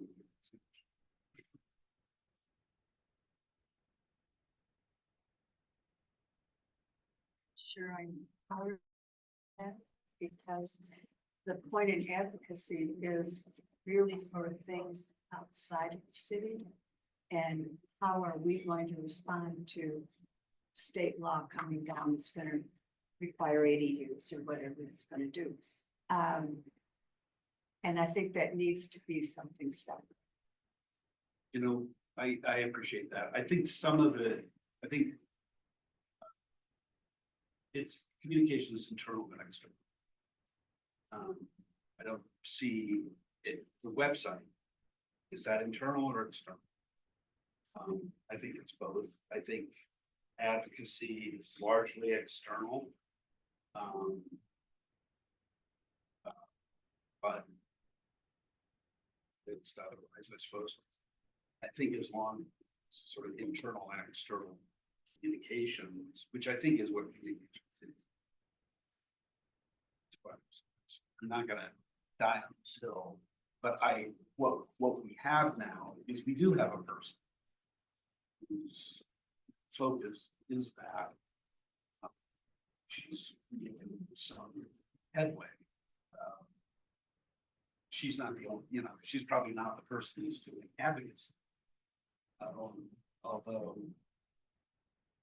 a lot of the posts, things like that are certainly telling the story, and some of them are advocacy.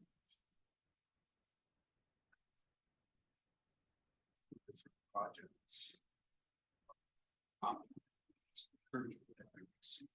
But anyway, just a thought.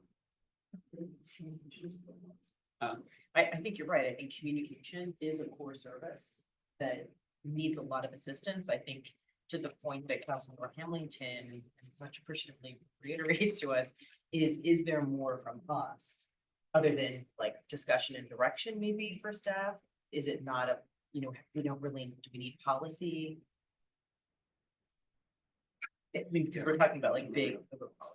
I mean, my ad, which I think fits me, what we're talking about is the community engagement piece. And it's one that I think we get a lot of implicit feedback on in terms of, you made this big decision about the city and I had no idea until after it was done.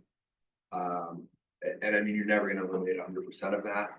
But my question is the way we communicate out and solicit input right now sort of state of the art, or are we operating on a framework that's, relies a lot on folks to attend our public meetings, which is a big ask in 2024 to come sit here with us at 7:30 on a Tuesday night. And how could we be better sort of involving the public and engaging the public, and not everything can be direct democracy, but how could we get out there a little better? And to me, that is a policy item that I don't know the answer to.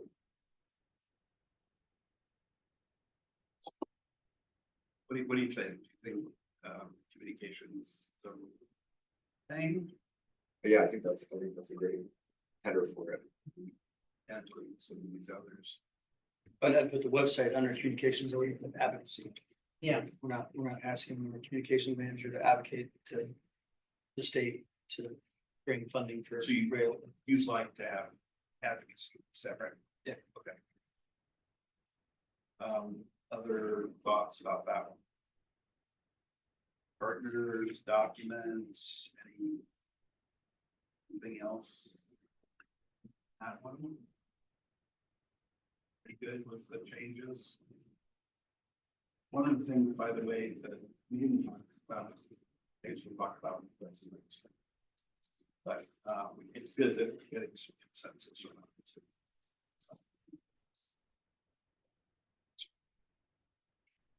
But It's not listed. yeah, I'm sorry, Judy, I couldn't hear you. Dr. Cog, being Denver Regional Council, not listed as a partner and they're a major contributor when it comes to transportation.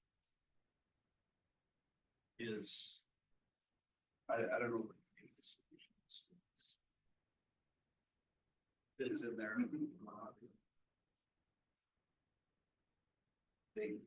Another one circled. Got it there. May I summarize the changes I heard for that section? Okay, I heard an expansion of pavement management into transportation infrastructure strategy. I heard an addition of a new communications category, which includes communications engagement, which is a new conversation tonight, and also wraps in the website. I heard a minor adjustment to franchise agreements to add alternate there. I also heard remove Excel from franchise agreements. And I heard an ad for an EDI task force follow-up, as well as ads for a couple of partners. Yeah, I think that makes sense. The only thing I would add to communications, is we've talked about this over and over, talked about telling the story. I don't know whether that's something that can be folded in. Fill that out as something that we may want to call out specifically.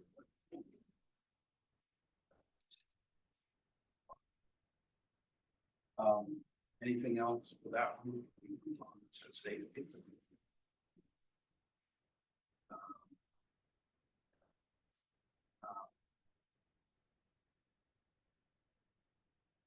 Let's start with that first statement, just to make sure we're all talking about the same thing. Safety being a core priority with a focus on bike and pedestrian safety and emergency preparedness. Is that going on this or listening?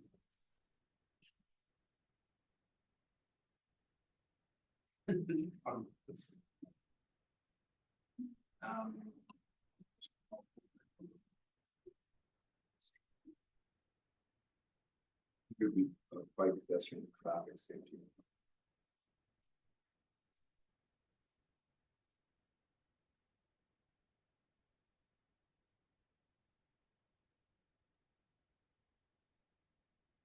I might suggest maybe sort of enabling a little bit of that emergency and disaster preparedness.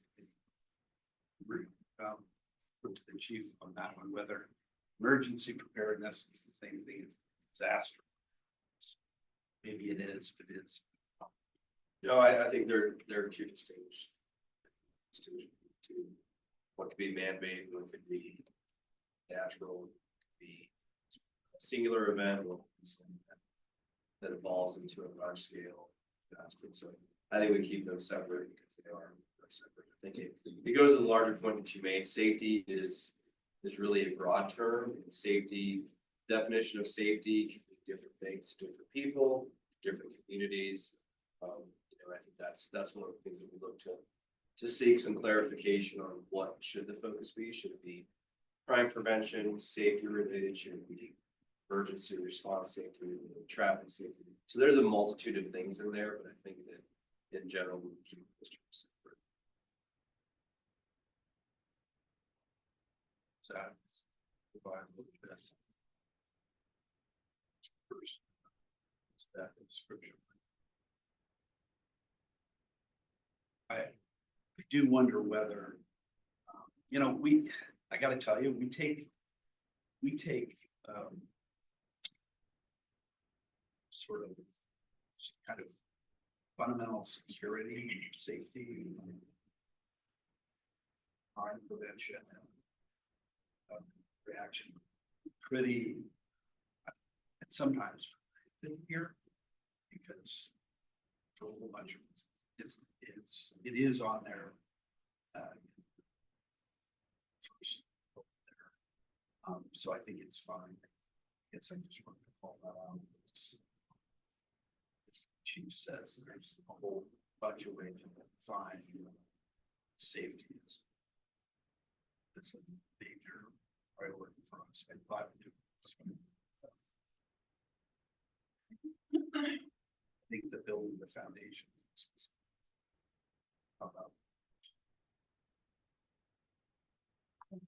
I would say, we have here is wonderful, and I can feel safe in this one. One thing I'm wondering if we could or should add is something to do with mental.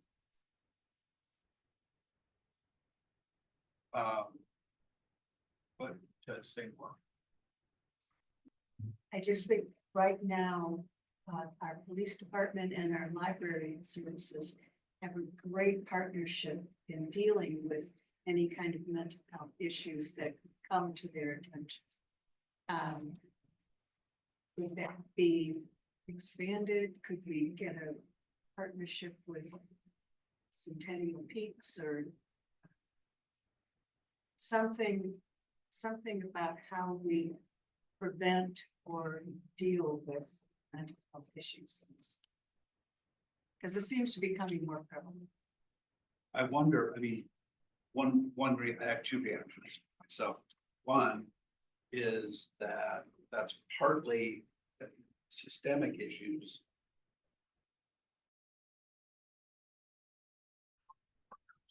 Variety of touch points. Centennial Peaks is a touch point. Vista, all of these. I think it would be wonderful as part, at least part of the study session. I don't know. To talk about mental health issues in the community, consistent with what we have, what we do to serve mental health needs of our community, which I think largely right now is through police. On the other hand, I guess there's, there are parks, parks and open space. There's a lot of different, but I don't hear that is what you're talking about. You're talking about services provided. Well, services provided or connections to the services that are available. There's an increase in public health, mental health issues nationwide.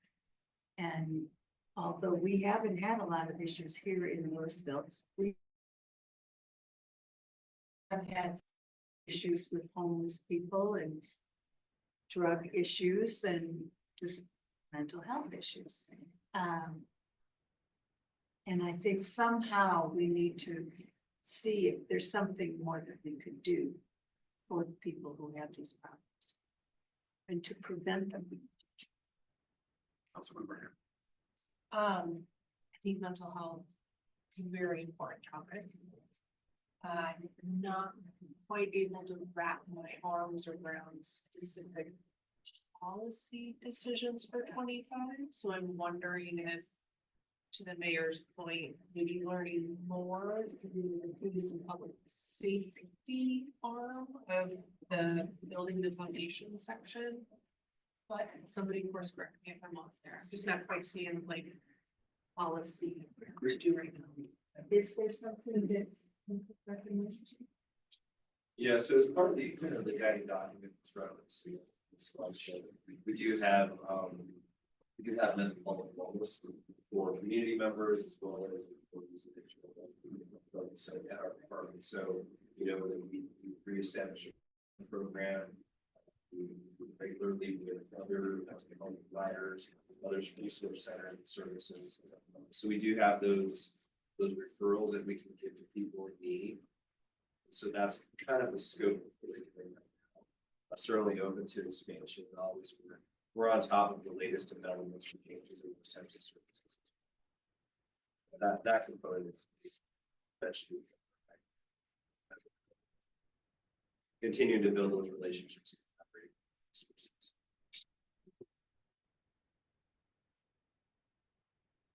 Maybe it's folded in. I appreciate it. I think the one thing I would think, maybe I would add to what you were just saying is there are a lot of issues and police handle 99% of them. So that's the first point of contact. As a policy matter, I'm not sure that's what it's. Police have wonderful resources.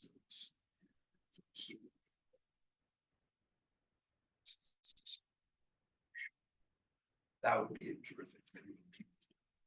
Absolutely. Community would be great. What's being done. It's also an intergovernmental issue. Sheriff works on that.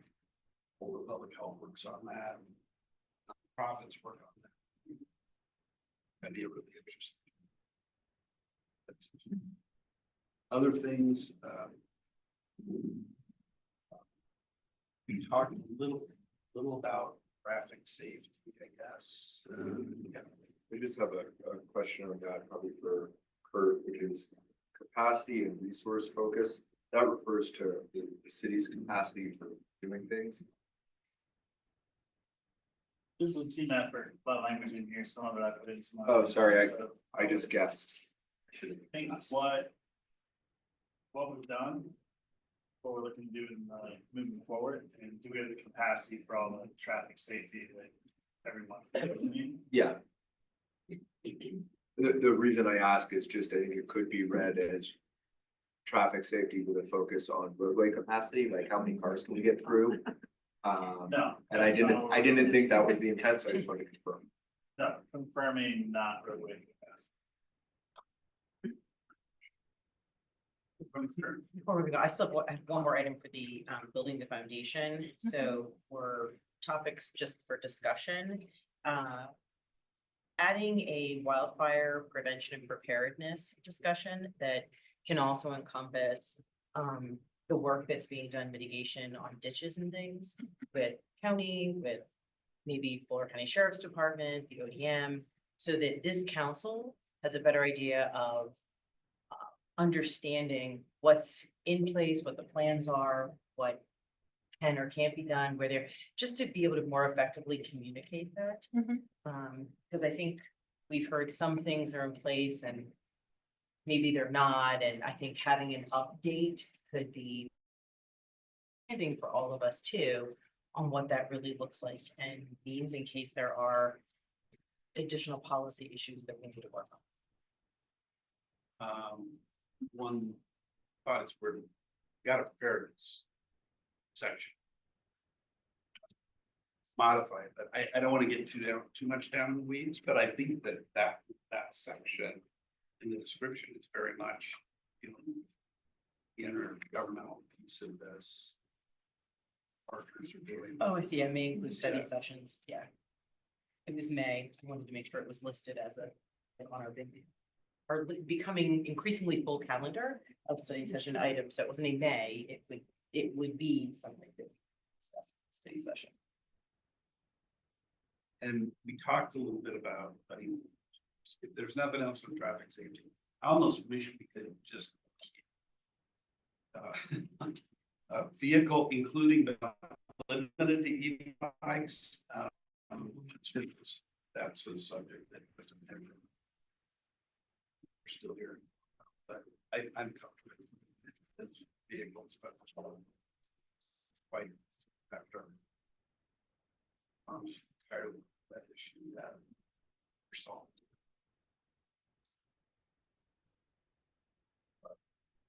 That was a meeting I wasn't at, so, you know, that there were decisions made there. I just see. That's interesting. How about preparedness? Let's talk about preparedness. We mentioned a little bit ago about evacuation opportunities. We talked about cell phone towers. I know and mentioned some things that that you some stuff on that. I was going to add on preparedness. It's made we code defensible space being potentially something that the council would have to decide, something alternative.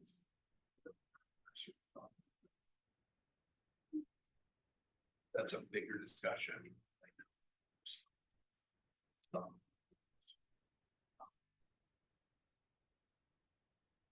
And some urgency around defensible space, partly because program.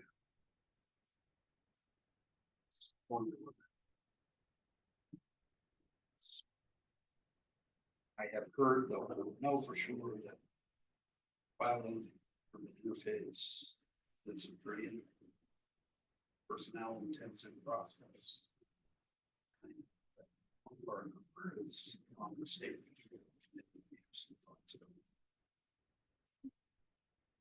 Those are preparedness.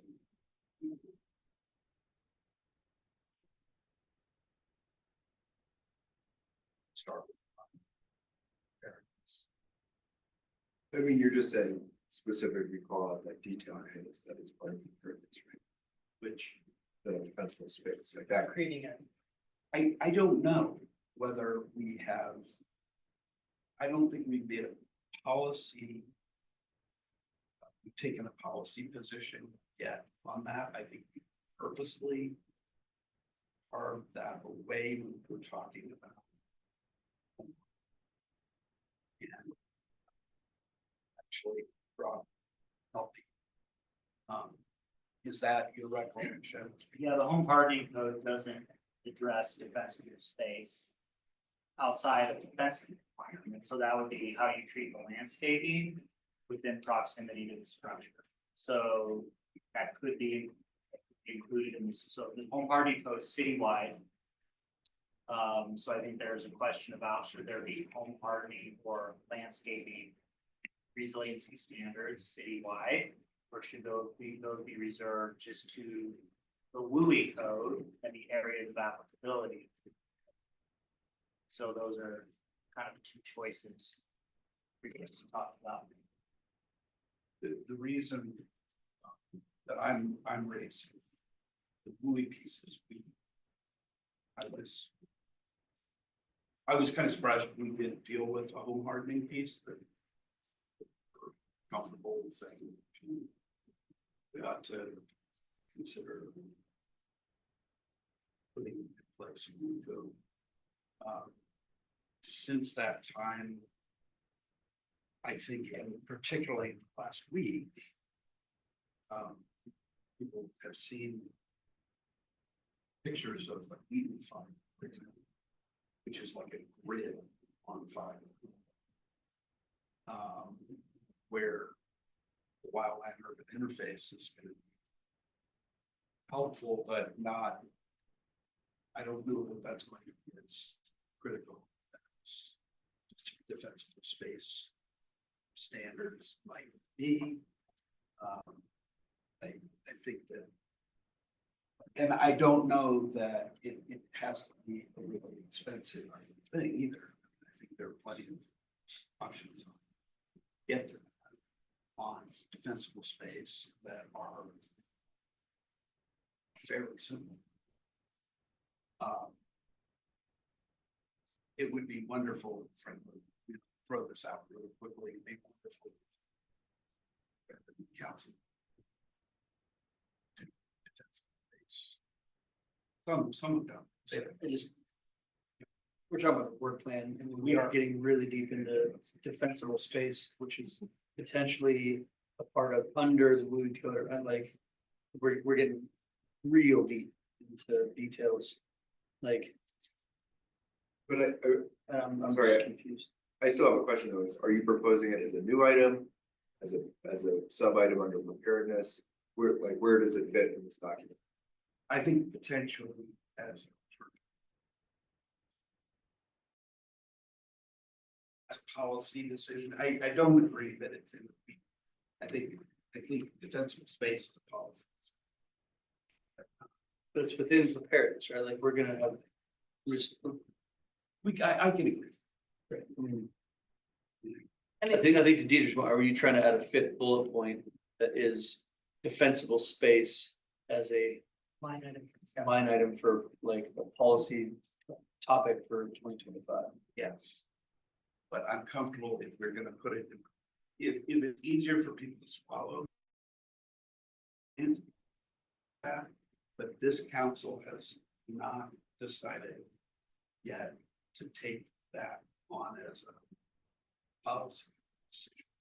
So maybe, given that, I don't know that I don't know where to go with that. Am I right, Rob? In terms of you know, in terms of policy decisions, defensible space would be a policy decision. Yeah, that'd be a city council policy discussion. So we have something that could come up as a way of, as preparedness. I'm just suggesting as an alternative to wildlife. I don't, Could we make it wildland urban interface / preparedness or defensible space? Or / wildlife urban interface / WICA or / defensible space. Library page. Maybe, Rob. I mean, if that's what the council wants to have a discussion on, and I'd maybe talk about citywide defensible space or something beyond the Louis, I would add it as wildland urban interface code. And then at that time, we have a discussion about citywide defensible space. Here's the thing though, is that we were anticipating third quarter is when we'd be talking about Louis code because of the state code being adopted July 1st. The city has 3 months to adopt the state code or some version of it after that. So it's a question of, you know, is that the right time to have also a citywide defensible space discussion? It might actually help because you'll see the applicability and the extent of the state might inform whether you do a citywide defensible space code. Yeah, my only concern about that, I mean, I'm inserting this as a good discussion to have. My only concern about that is that we have a program right now. We keep talking about incentives for various. We got a $500 incentive that everybody in Louisville can take advantage of. So that's, you know, maybe that's a separate thing entirely, but I don't necessarily think so. And that's the urgency.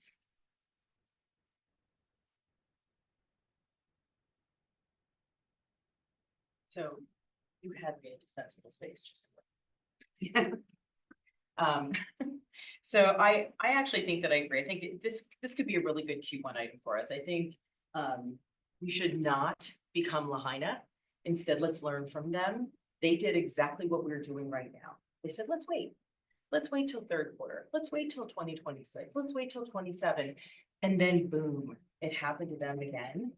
I would like to be the proactive council that at least we can have this conversation in Q1 about public safety and trying to create one more layer of safety that if there are embers that are traveling 1 to 2 miles within a city, they're not catching people's yards on fire, which will catch their houses on fire. I don't mean to get into the weeds. I'm just saying, I do think that this could be a line item in and of itself, not just under wildfire preparedness or preparedness in general, but specifically wildfire related defensible spaces around a home. Have a good discussion, have Rob bring all the information he's learning about the value of it in the WUI and that the added value of it having it throughout the city, because conflagration doesn't care about the WUI, right? One house is gonna burn, the wind's gonna blow. Watching this happen every single day. So to your point, Mr. Mayor, I think it's a good idea to bring this as a separate line item and sooner rather than later for a very urgent public safety message.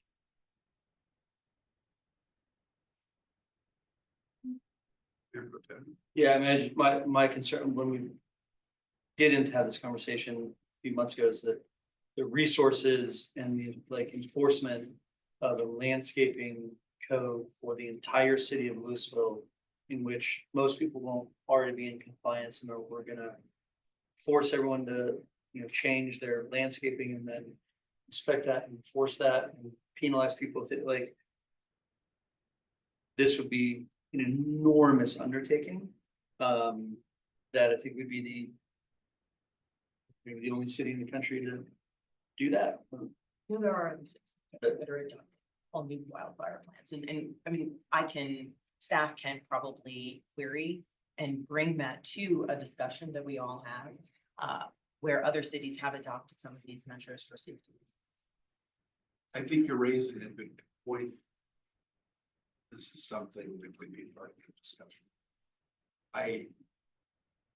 Yeah, I've got some ideas about this, but I think potentially enforcement is one issue. May not be as central an issue. It isn't as central an issue from my perspective as getting people to think about this, getting people to do something about it, and incentivizing. And I tend to think of Louisville. Residents as generally compliant with rules.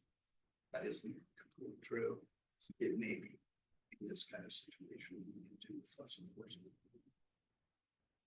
Public education. But I think that's a discussion. We have to put it on. If we add it as an item, bring it up, talk about it. It doesn't have to conflict with what the state decides on. I think they're separate issues. And if we had it as an item, it doesn't mean we're going to do it. It's because we want to absolutely, learn that's more to make completely informed decisions, so I care about that. It's talking about the things that Kate just brought up. Discussions about it, or It would be both, like, we would need to have this, like, a really robust conversation and have staff bring us, all of the answers to questions and concerns, I think, before we look at think about policy. That would be a discussion. But it's not. People said based on that. This, we have a policy. So I'm gonna ask Steph, like, what are we giving up at that level? I mean, do you see it the same way I do as far as the how big of an item that is? Does that seem like a big item or a small item? So I think right now we're talking about doing a discussion direction to decide if we do that. We think from a staff standpoint that we could probably pull together a discussion direction. I am concerned about staff capacity because we have a lot of community development priorities happening on your work plan, so I want to be thoughtful of that. We would have to do a little bit more research on if you said, yes, we want to do this, how that would impact other things. Because we were talking about the same staff who are doing our other planning initiatives and housing and comprehensive plan and things like that. And so we want to be thoughtful about the impact, pulling them away to a different priority. I need more time to work with Director Sparrow and. Because I think that would be important for us to know in the decision process. To your point, like if you could bring that to the discussion direction, like what this would take to implement something like this. And maybe it doesn't have to be a heavy lift. Maybe it's, it starts out as something that's really easy and that could be part of the process that we decide. It's not an enforcement piece at first, for example. So I like it as a separate line item sooner, just so that if we were to agree, people can take advantage. And even if we didn't agree, there will be a lot of the public who will be aware of this now and may take advantage of it and utilize it just because we've had a conversation. I think that would be good.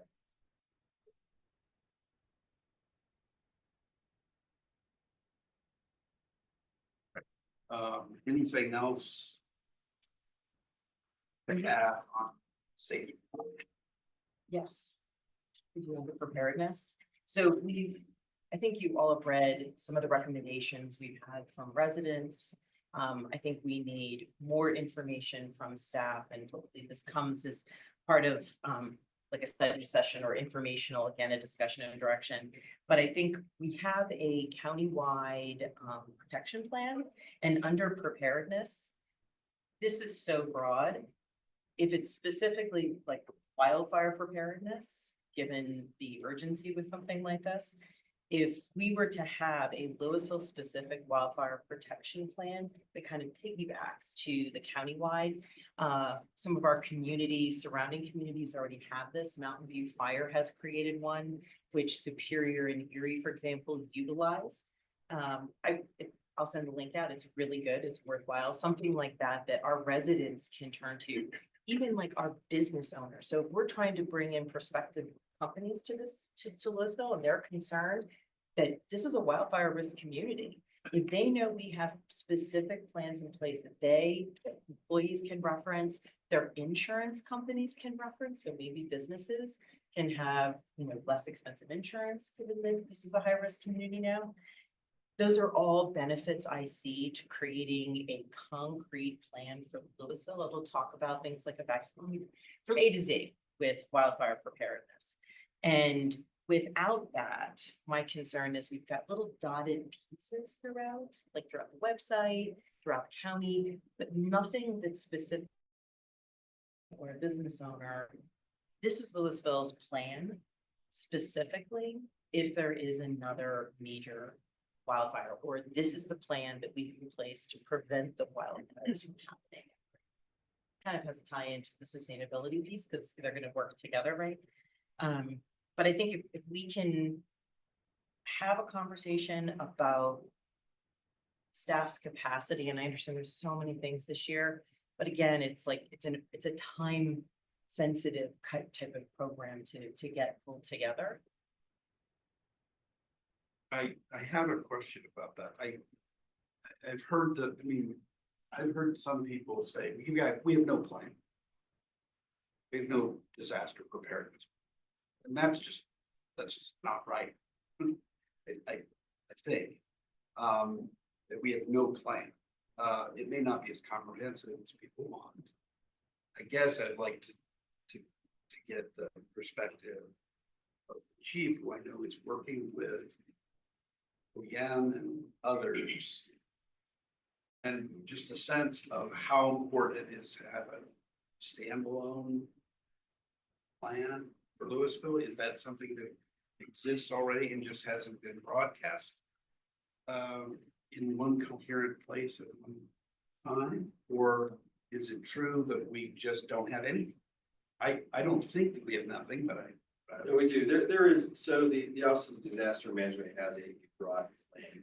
We also have a Louisville annex that addresses some of the emergency management, some of the processes that would be employed in the event of some type of emergency. When we look at emergency preparedness, we're not talking about a singular event. I mentioned that earlier. So we're talking about, Mr. Donner made the point, train derailment, a gas leak, an explosion in a neighborhood, wildfire, flood, blizzard, tornado, all these things that could potentially happen to our community. And so we have to have a general approach. And then as we look at the specifics and the differences in the types of emergencies that we may have to manage, there may be some other additional things that you have to consider during those other types of emergencies. So there are plans in place. There are also, best practices for our industry and public safety. We talk about life safety is number one. How do we then ensure life safety? And so we work through these things through conversations, through our collaborative meetings, through our tabletop exercises, through these, these rehearsals that we're doing. And they're never perfect because we can't answer every single variable that we're going to encounter. And I think one of the things that we talk about is, an evacuation plan. Everybody would feel much better if we had specific routes that are always designated for your emergency egress from the area. But what happens if the emergency is in a different location? So what we recommend is people, understand what their capabilities are, know where they can go in the event they need to leave their neighborhood. Because we have multiple neighborhoods, we have thousands of housing units within the community. And so it's impractical for a city to be able to say, this is universal, everybody's going to follow this plan. Because there's so many variables that are involved. But to answer your question, there are plans in place. There are efforts that are constantly ongoing. We are part of those conversations. We're sitting with multiple groups, countywide and regionally, to make sure that we are discussing and working through some of the variables so that we have answers ahead of an event occurring. So that hopefully that clarifies the fact that there are plans, there are other procedural things that we're going to follow. We're going to go to best practices. We'll manage it as appropriate as possible. Is there a specific plan as to wildfire? So we are part of the county's CWPP. We don't have a specific Louisville CWPP because we are part of that county incorporated in that. I think it might be of interest for council to see if they would be willing to come, maybe with Chief Wilson, and do a presentation on that CWPP. Then council could understand what that looks like and if there's a gap where they're looking for more information. I started out kind of strident, but the thing that I hear from people most is, we don't know what the plan is. We have no idea. We get more from the school district than we get from our own city government. You know, that kind of stuff. And again, that may or may not be true. It would be nice for, I mean, the residents to have some specific place on that kind of disaster, because of history. And for, you know, that may be a matter, as I said, it may be a matter of communications more than anything else. There's some stuff that can't be described. I'm aware, because I've heard it over and over, you can't do evacuation because you're giving people a false sense of security if you say, oh, this is the egress. And if there's a fire, then you don't want to egress in that place.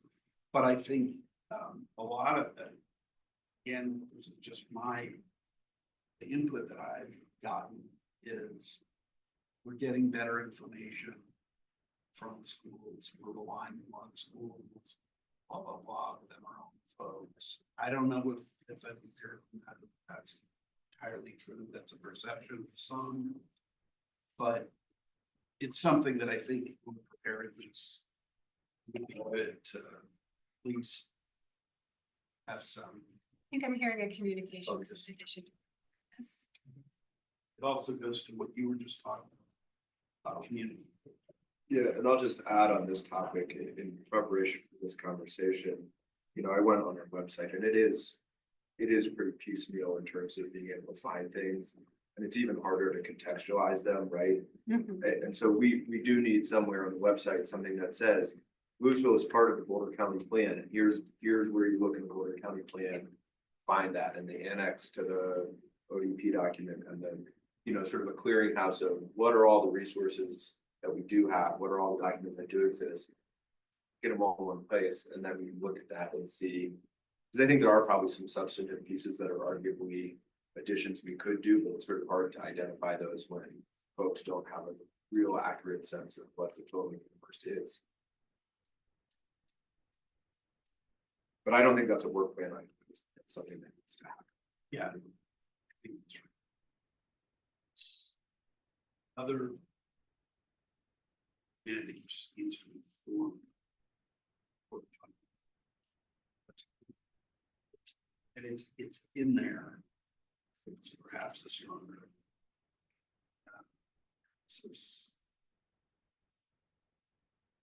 We're emphasizing something that like.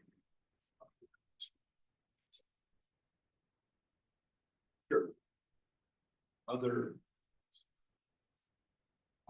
Can you say anything briefly about like how say superior contracted or not prior to this or That's their fire district. Mountain View is their fire Right, team, so but- this would mean that like the Louisville Fire District, they're our Yeah. fire team, would be probably partnering with Boulder County ODM, Boulder County Sheriff, which the Boulder County Sheriff falls into that, to create a plan with our staff specifically for Louisville. So that's how spirit, and I do agree with the mayor that people reference Boulder County schools for a lot of things, people with kids, but people are also referencing Superior before they come to Louisville, because you can click on their webpage and you can find this information. And I will tell you, it's good, because I think some residents will go to that and be like, okay, this is what I need to do.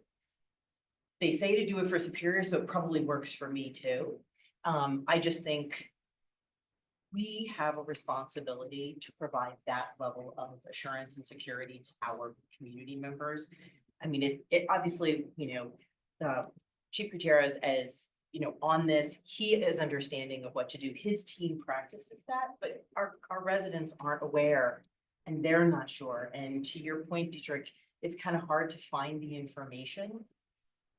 I think where I see the legislative piece and the reason for on our work plan is there is a need for us to make a determination if this is how staff should be spending the time and money to put a plan like this together for our community, or if it's just improving what's already there and like making it more cohesive and easier for people to access. I don't know, we don't talk about it. We just hear it from residents that they can't find it. Did that answer your question? In part, yeah, I know like. How much? Did the fire protection district do the majority of the work or? I'm not aware specifically. That's something we could cover in a discussion direction or study session.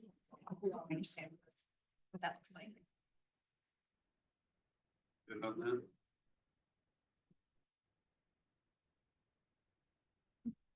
Anything else in safety?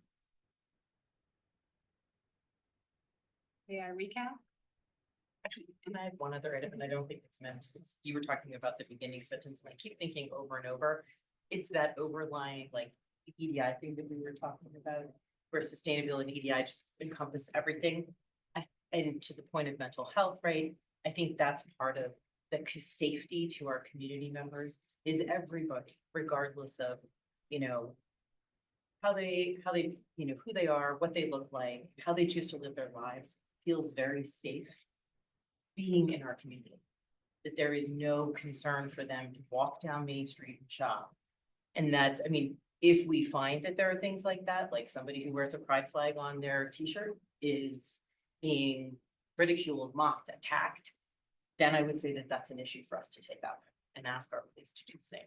But I, like, for me, safety, Louisville is a safe place, and I hear this from a lot of my friends that are in more minority groups. They feel safe here, which means we're doing a lot of the right things. I just don't want that to get overlooked when we're talking about it as a whole. It's not bad, like. Something.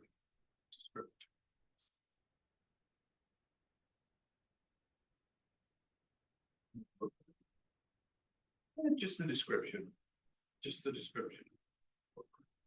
I mean, what we're talking about, safety there is like pedestrian safety.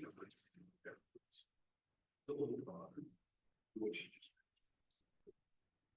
I mean, it's not an agenda item, like that's why I said it's not, it just falls into the overview. It's just worth mentioning that that's just a constant thing that we want to maintain in our community, that level of safety for a person. Yeah, I'm fine with adding it, but I would hesitate to start adding everything that we're gonna think is important. Right. Always, because it's like, that's a list. I don't, you're not suggesting adding additions.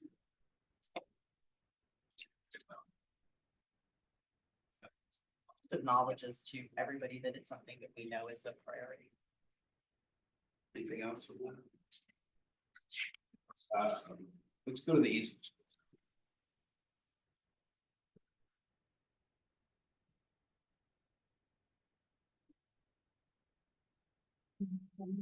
I can do a summary. Are you open to summary? Yeah. So I did hear that add to the description. I also heard traffic safety and disaster in the description add. I heard a request to include what we're doing in mental health in a study session. I heard a clarifying language around traffic safety. We heard in building the foundation to talk about some of the county prevention and the work plans that we're doing. I heard in preparedness, expanding to make sure we incorporate communication in that language. Talk about cell phone, again, that CWPP idea of doing a study session with guests. I heard adding a new item about defensible space for a discussion direction. Thumbs up. Thank you.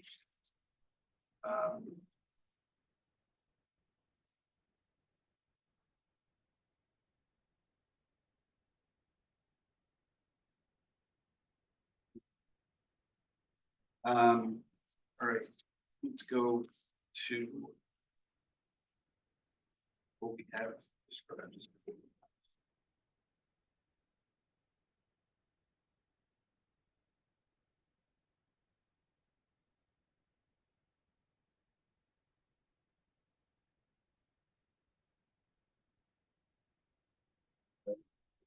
And you need to go out this door. And. And to go out this way, the library's locked. Oh.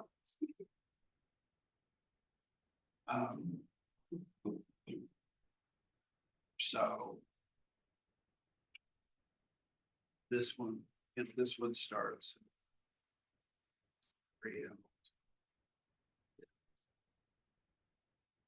Connected to the house. Affordable housing.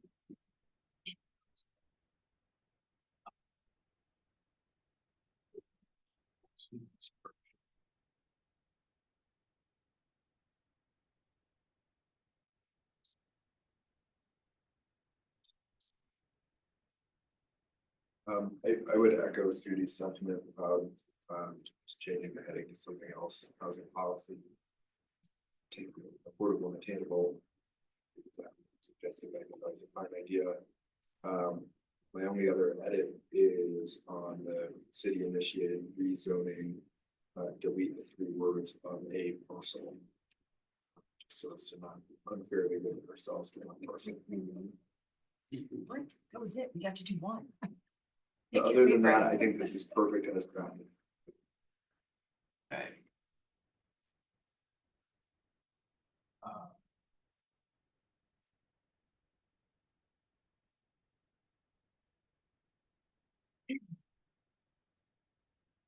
I would agree that displaying a housing policy makes more sense. Not everything was below is affordable housing, and much of the description right at the top is still affordable housing. I would just say that my priority is for affordable housing, but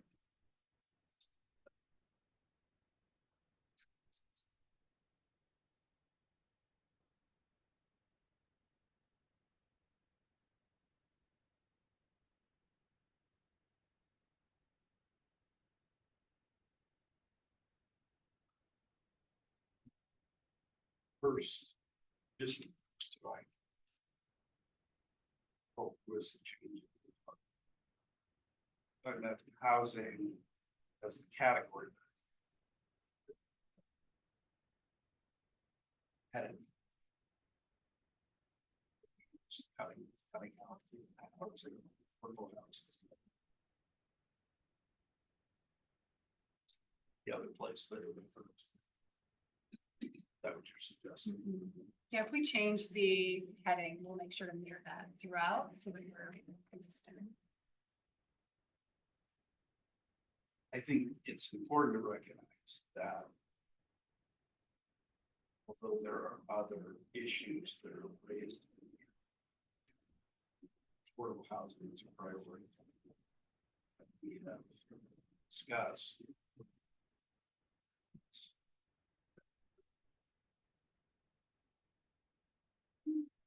Yeah.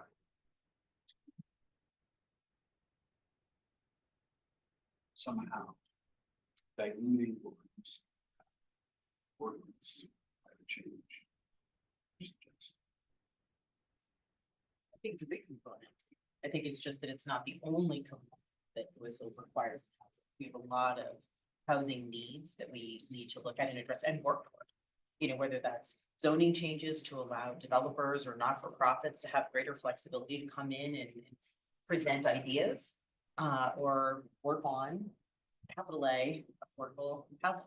But it's all of that, I think, and I think if, you know, by keeping it that way, and to your point, not losing sight of that as well, we keep a high priority on all the different opportunities that we.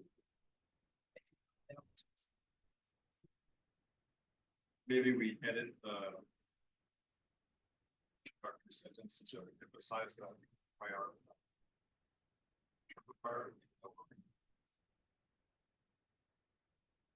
Yeah, I'd say, I think that if you change the heading away from affordable housing, if you just call it housing, if you strip that word. So I like it as is, and one of the reasons I like it as is because once you get below, we don't really ever talk about affordable housing, and we are talking about all the things that you zone, ADUs, rezoning, different things, like a lot, like this isn't all affordable housing, but the idea is, so there's capital A, lowercase a, attainable, but like if you want attainable housing, right, it is gonna come through tools like affordable housing. The only thing that's gonna drive the price down, like you're not gonna build your way to, I mean, we could build 30,000 units. And maybe our housing prices would drop 10%. Like you're not gonna create affordable housing or attainable housing with supply. Right, like you're not just gonna build your way to it, you have to have something like workforce housing isn't like magically like people who work here somehow just get to pay less, like it's through affordable housing, you have to have an affordable housing project to grant someone who works here a lower price house than the market. So attainable housing, like ADUs is a really good example of something that doesn't necessarily have to be capital A, right? It's small little units that are allowed to be built, which are by definition just more affordable. Higher density rules, zoning rules where we allow for higher density, that creates smaller units that are just more affordable because they're small. And then there's actual affordable housing where people can pay less than the market for a unit, right? So they're all tools, but I'd say if you remove affordable housing from here, you kind of need to add it somewhere in here because you don't quite call out affordable housing as a thing to do in any of the like ADUs, inclusionary, it's not us doing affordable, that's, they can do it fee and lieu. Potential rezoning isn't necessarily affordable, the very last one, yeah.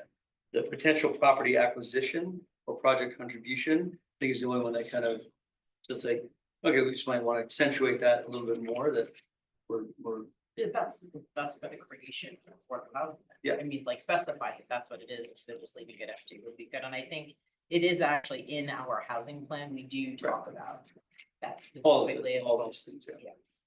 And ADUs do, it's interesting, right, because we talked about this, that there could be incentives to actually make it capital affordable to Yep. people, right? You can like waive permitted use tax fees to build an ADU if they're willing to price fix it so it becomes affordable. Specific qualifying people. So I think there are opportunities within this to focus on that, because I think as a community, what we hear too is, we have Kestrel, and you've got Wellesley going in Lafayette, but affordable, capital A affordable housing doesn't have to be just a huge housing development. It can be small pieces where we're already asking developers to add, affordable housing into their projects. Let's be more certain of it. And, make sure that they are complying and that we're not letting people say, can I do cash in lieu every single time? Let's, put our money where our mouth is and say, yeah, it's a great quality of life for, a low income family to live within a neighborhood that isn't all low income necessarily. And, so I think having that be embedded into everything is maybe a better idea. As well as doing your line item or last one, specifically call it out as capital A affordable. I like that. One of the things I would just throw this out.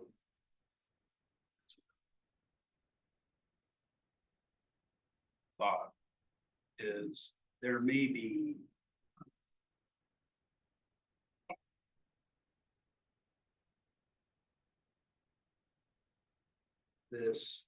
these distinctions that we have between small A affordable workforce housing. Maybe distinctions about much. In Save that conversation for one of these items we take it up. we can, I'm just throwing it out as, I think the issue is question. And I'm suggesting that it's important to make sure.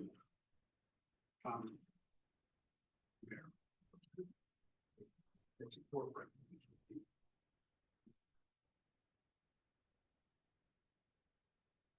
Anybody else?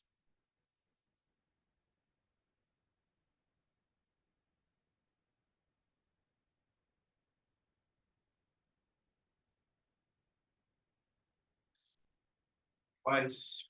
I have a global comment, short. Now that we're closer to the final document, maybe great to have the guiding documents for each section be links.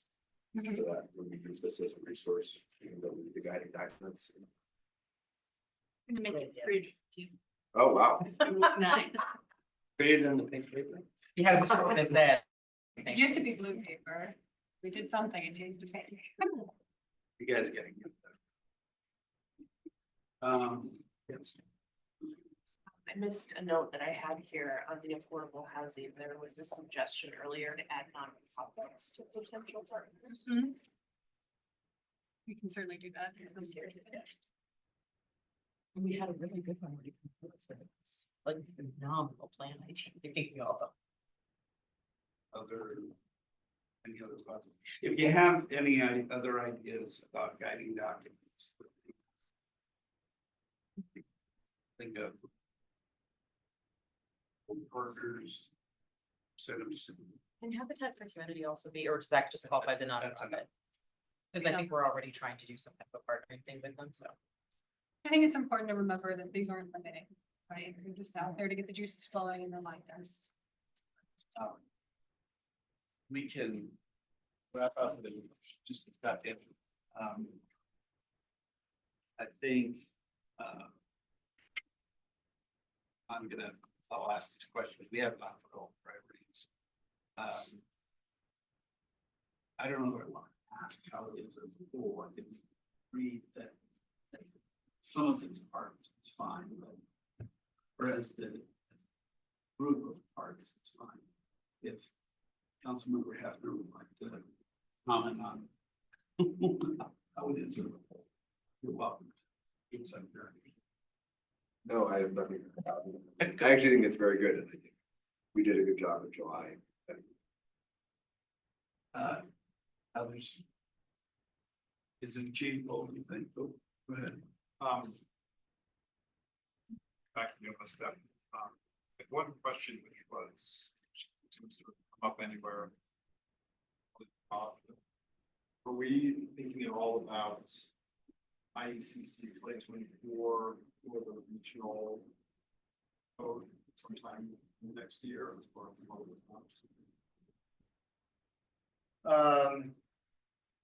Yeah, so we're looking at the 2024 codes generally this year. It's on something that's a kind of a rollover from last year that we were looking at. There's a little bit of discussion anticipated in a council item next week about the amendments to 2021 IECC. We have some information about the cohort and some other Dr. Cog initiatives, and I think there's some questions maybe we can roll into that adoption about that. That's what we're anticipating. Not necessarily anything else. No. So yeah, I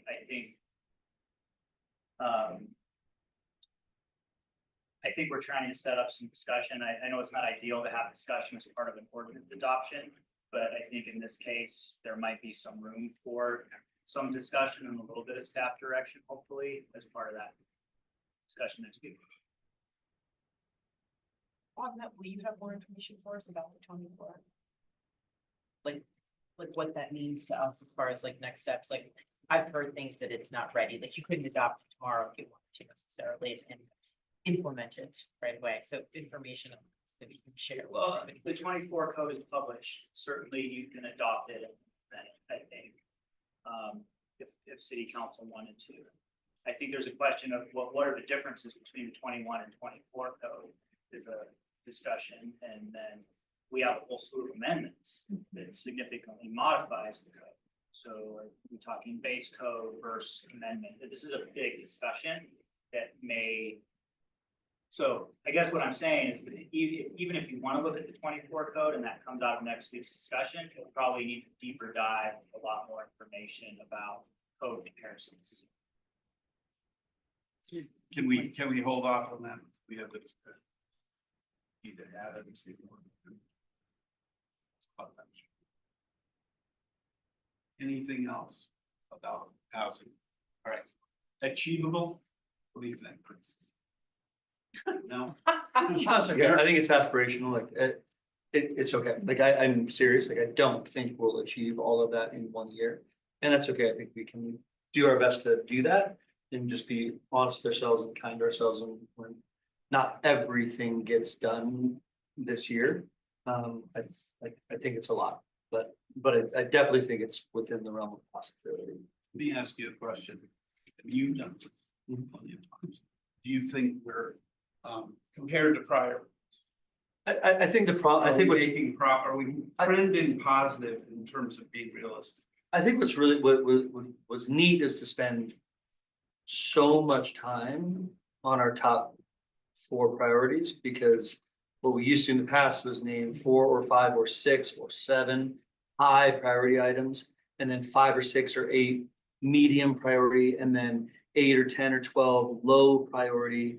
And so we were talking about 30 things. And so it was nice is to really focus on these 4, but it also kind of forced us to like, well, I need to include this in here because otherwise we're not going to do it. And what I think that blinds us to is there are another 30 priorities that just aren't high priorities. And we didn't even talk about them tonight because we only talked about these 4 as if this is all we're going to do this year. And it just isn't true. We have so many more things we're going to do that aren't even being listed here. And that can be deceiving as to what staff's capacity could then be, right? And so I think that's something just to be mindful of, that it's, you know, when you focus in on something that's great, but you don't want to lose the reality of all the other work that's being done. And the example I gave earlier, of course, was like the budget isn't on here, and it's an enormous thing that we do every year, even if it's a biannual budget. So there are a lot of things like that, and then, you know, in years past, it's red tail or it's COVID or it's, you know, Marshall Fire. And so other things are going to come and it's like, oh, this plan is achievable. So long as nothing happens, guys, nothing, keep it calm, right? So like, really, well, I saw it, it's like a little, we didn't speak of it. Yeah, it's on the budget, it's right there, it's cool. Core services. Anyway, so that's all I'm saying is like, one of the reasons I don't think it's achievable is because things are gonna come up, it's gonna be hard to do all those things. And there are a lot of things we didn't talk about that we'll have to do. That while they may not be as big as these, they still take our time. And so, you know, it'll be interesting to see how this goes and you know, we'll have a new city manager in a couple months and see how that changes this process again next year, or if we kind of continue in this path or not. So there's a lot of question marks, but I like the process and I like the presentation and some of the discussion through it. Again, I think it's always hard for us to stay up here because you start like, well, there's some necessary diving into the details of any given topic, but like, okay, and then coming back up again, like, right, we don't need to talk about that tonight. But now we understand why we want to talk about it more this year because we kind of touched on it a little bit, right? So it's imperfect, but it's I think it's fun to switch things up and try looking at things from a different perspective. Do you think that it was good for staff? All you guys like it? Like, did this work for you? Give you some ideas of what we're trying to represent, if you will? Yeah, because you gave all the work to Rob. Oh, thank you. Adam's like, I'm not done. Go like that. Oh. Okay, I need to score. Don't forget, Ryder, the budget's still on that list regardless of what Caleb said. So, and Chief would put a big lift for you. I would just say there are, you know, I think we didn't really get into like a staff capacity discussion. To bring it down to reality a little bit for community development, and there's a lot on the plate. And, you know, we have had some policy discussions about certain things. And they, you know, they're coming up again, which is great, and that helps us focus in. So, you know, I would say there's some things that if we keep reiterating things again and again, it'll be hard to get to the next thing also. But there's new council and it's a new year and there's new issues at hand. But I don't know how to communicate staff issues. It's really challenging, to be really honest sometimes, because it's really hard to know. Because we don't know everything else that's going to come up. But it is true, you know, if we have a big initiative, it's added. You know, there's only so much that we can do, and other things may get delayed. So just be patient if we don't get to everything, or understand if things aren't following. It's not because we aren't trying to get to everything that's a council high priority. I would say this is a much better format. Still to be determined, but I think it's going to be a better format for our advisory boards. Caleb's point, you know, we'd have the 30 to 40 things your boards are searching for that thing at the bottom of the low priority to try to get it to the top. And I think just selfishly speaking for my board, it's gonna be to have the cohesiveness and the clarity moving forward on how they can tie their work plans that we'll see over the next couple of months into this. That consistency back in the beginning of the meeting. I think that'll go a long way for our group. I don't think it's selfish. I mean, I know you're joking about that. I think what it is guidance. We're trying to establish as clear statements as possible about what we want to see and what we, by implication, don't. And that doesn't mean that people can't come up with ideas. We've had this discussion. It's certainly fine and, encourage from boards to think about suggesting ideas for council. It's going to be times that is worthwhile, and I don't want to kibosh people's creativity. That's one of the reasons we joined boards of commissions. But what we've seen in the past is just where folks really veer off and they're way out from their council. And everybody has resources. I'll say for my part, is it achievable? It's always a bit of guesswork. I mean, if we knew that it was all achievable, I'm not sure. Pardon me. Who would add it more? Yeah. I'll add too, you've got a lot of things you added that you want to have some study session, discussion, direction around. Yeah. Saying yes to all of those under the current resources is not achievable. So Right. we'll have to have conversations as those come up. And that's a good, that'll be a good safety valve. I think part of my role is going to be achieving as much as we can. And from the point of view of somebody in council, that's a different issue than staff. Staff's gonna have thoughts about this, and I'll be very interested in hearing feedback, because I wouldn't expect the staff is gonna be able to assimilate all of this and tonight. At least I don't think so. Am I right? Certainly not right now. Yes. So, the other piece of it, and I think this is an important piece, that there will be, potentially budget changes through the year. And one of the things that I think is a constant tension between council and staff, or between legislative and executive, is capacity and the ability to get things done and done well. I know staff are incredibly serious about doing great work. We have a great staff. They want to do great work.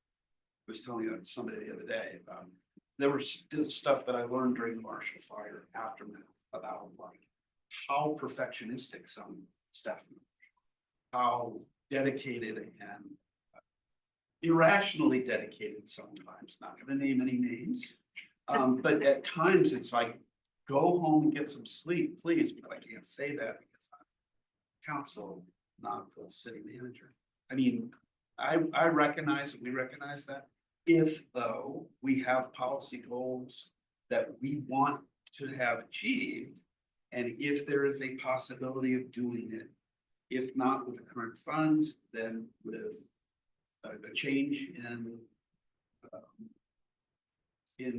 budget priority from last year, or recognition of changes in the revenue that we're hopefully gonna figure that out, find out the pressure, Ryder. Then, I want you to know that we will not hesitate to ask. And I think what we need to know as much as when, we can do this, and this, we can do it fast or cheap, or what is it? Well, but we can only do two of those three things.